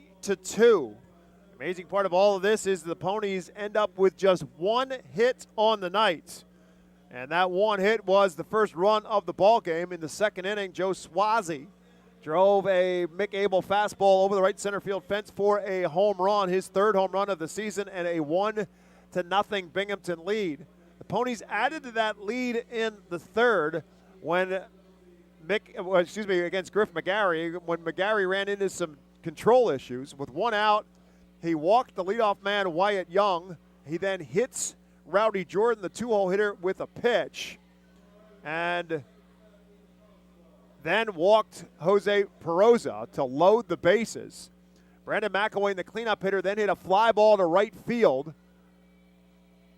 for a sacrifice fly, and on the throw home from Ethan Wilson, it skipped by the catcher, Max McDowell. McDowell had the ball for a moment, but the collision at the plate between Young sliding in and McDowell knocked the ball loose and rolled all the way to the backstop. McGarry ran it down, and in all the process of going on, Rowdy Jordan then kept running and turned out to score on the play as McGarry picked it up and threw it back to the catcher, McDowell, but threw it wild, and it allowed Jordan to score. So Binghamton scored 2 runs in that inning without the benefit of a hit, but the 2 walks and the hit batter ultimately, and the error ultimately led to a 3-0 Rumble Pony lead. We then got to the 6th inning, and after the Ponies batted in the top half of the 6th, the skies opened up and we had a rain delay, an hour and 15-minute rain delay. We resumed in the bottom half of the 6th inning with the Phils at the plate, and a couple batters later, Ethan Wilson stepped up the plate with 2 outs in the 6th and drove one off the Redner's Event Center in right center field for his 14th home run of the season, his 44th RBI of the season, and the Phils were within 3-1 at that point in time. And then we got to the bottom of the 7th, and with 2 outs, it was Pedro Martinez who drove one to left center field, batting left-handed. The switch-hitting Pedro Martinez drove one, got one up in the jet stream in left center field, and it just kept carrying. It looked like a double off the bat, but it just kept carrying and ultimately got out of here for a home run, Martinez's 2nd home run of the season, and it pulled the Phils to within 3-2 after 7 innings of play. Phils bullpen did a great job tonight, and even McGarry, who had those control issues at the end of the night, 5 innings, gave up just 1 hit, 3 runs, 2 of them earned, 4 walks and 7 strikeouts. But the Phils bullpen of Dominic Pipkins, Christian Hernandez, and Carlos Francisco did not surrender another hit in the final 4 innings of play. They did walk 4 batters. Pipkin walked 1 and Hernandez walked 3. Great job by Francisco to come into a bases-loaded 2-out jam and get out of it.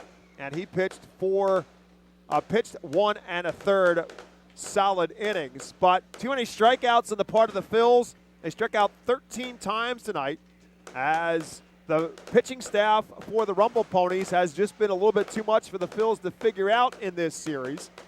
When it's all said and done in tonight's game, the numbers for Binghamton, 3 runs on just 1 hit, 2 errors, and they left 7 men on base. For Reading, 2 runs on 8 hits. They committed 1 error, and they left 8 men on base.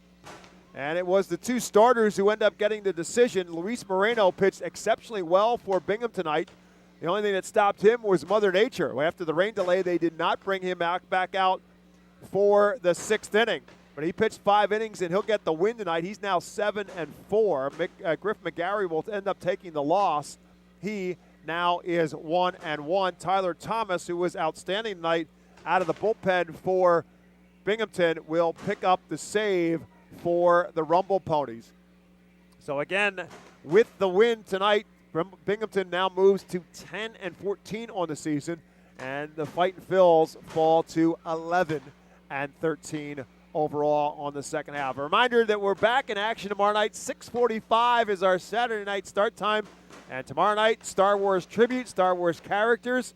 Phils will be wearing special Star Wars uniforms as well. Those uniforms are are up for an auction. You can bid on those uniforms now ahead of time for tomorrow night's game and going out to the ballpark and join in on the fun as well. And then Sunday, the Phils and the Ponies will wrap up this 6-game homestand with a 5:15 start, and all kids receive an Aaron Nola bobblehead. That's what's up ahead. Great seats are available for all of our Phils games, not only for this series, but for the 3 remaining home series after this one is complete. 610-370-BALL or order online at ourphils.com. Again, 6,759 watching baseball here in Baseball Town tonight. Time of the game officially goes as 2 hours and 41 minutes with an hour and 15-minute rain delay mixed in. Luis Moreno again gets the win. Griff McGarry takes the loss. And the Phils drop another one to Binghamton. So the series now stands at Binghamton 3 and the Phils 1. Reading still can get at least a split out of this series. They'll have to take care of business both on Saturday and on Sunday. Thanks to Madison Stokes for spending some time with us tonight on our pregame show. It was a very enlightening conversation with Madison. Really a good guy, and spending some time here in Reading over the course of the last couple of seasons, and really has learned to love it here in Reading. And he had some really interesting things to talk about with his role with the Phils and his role as a utility player and a guy who can play a lot of different positions, and something a lot of young players can learn from.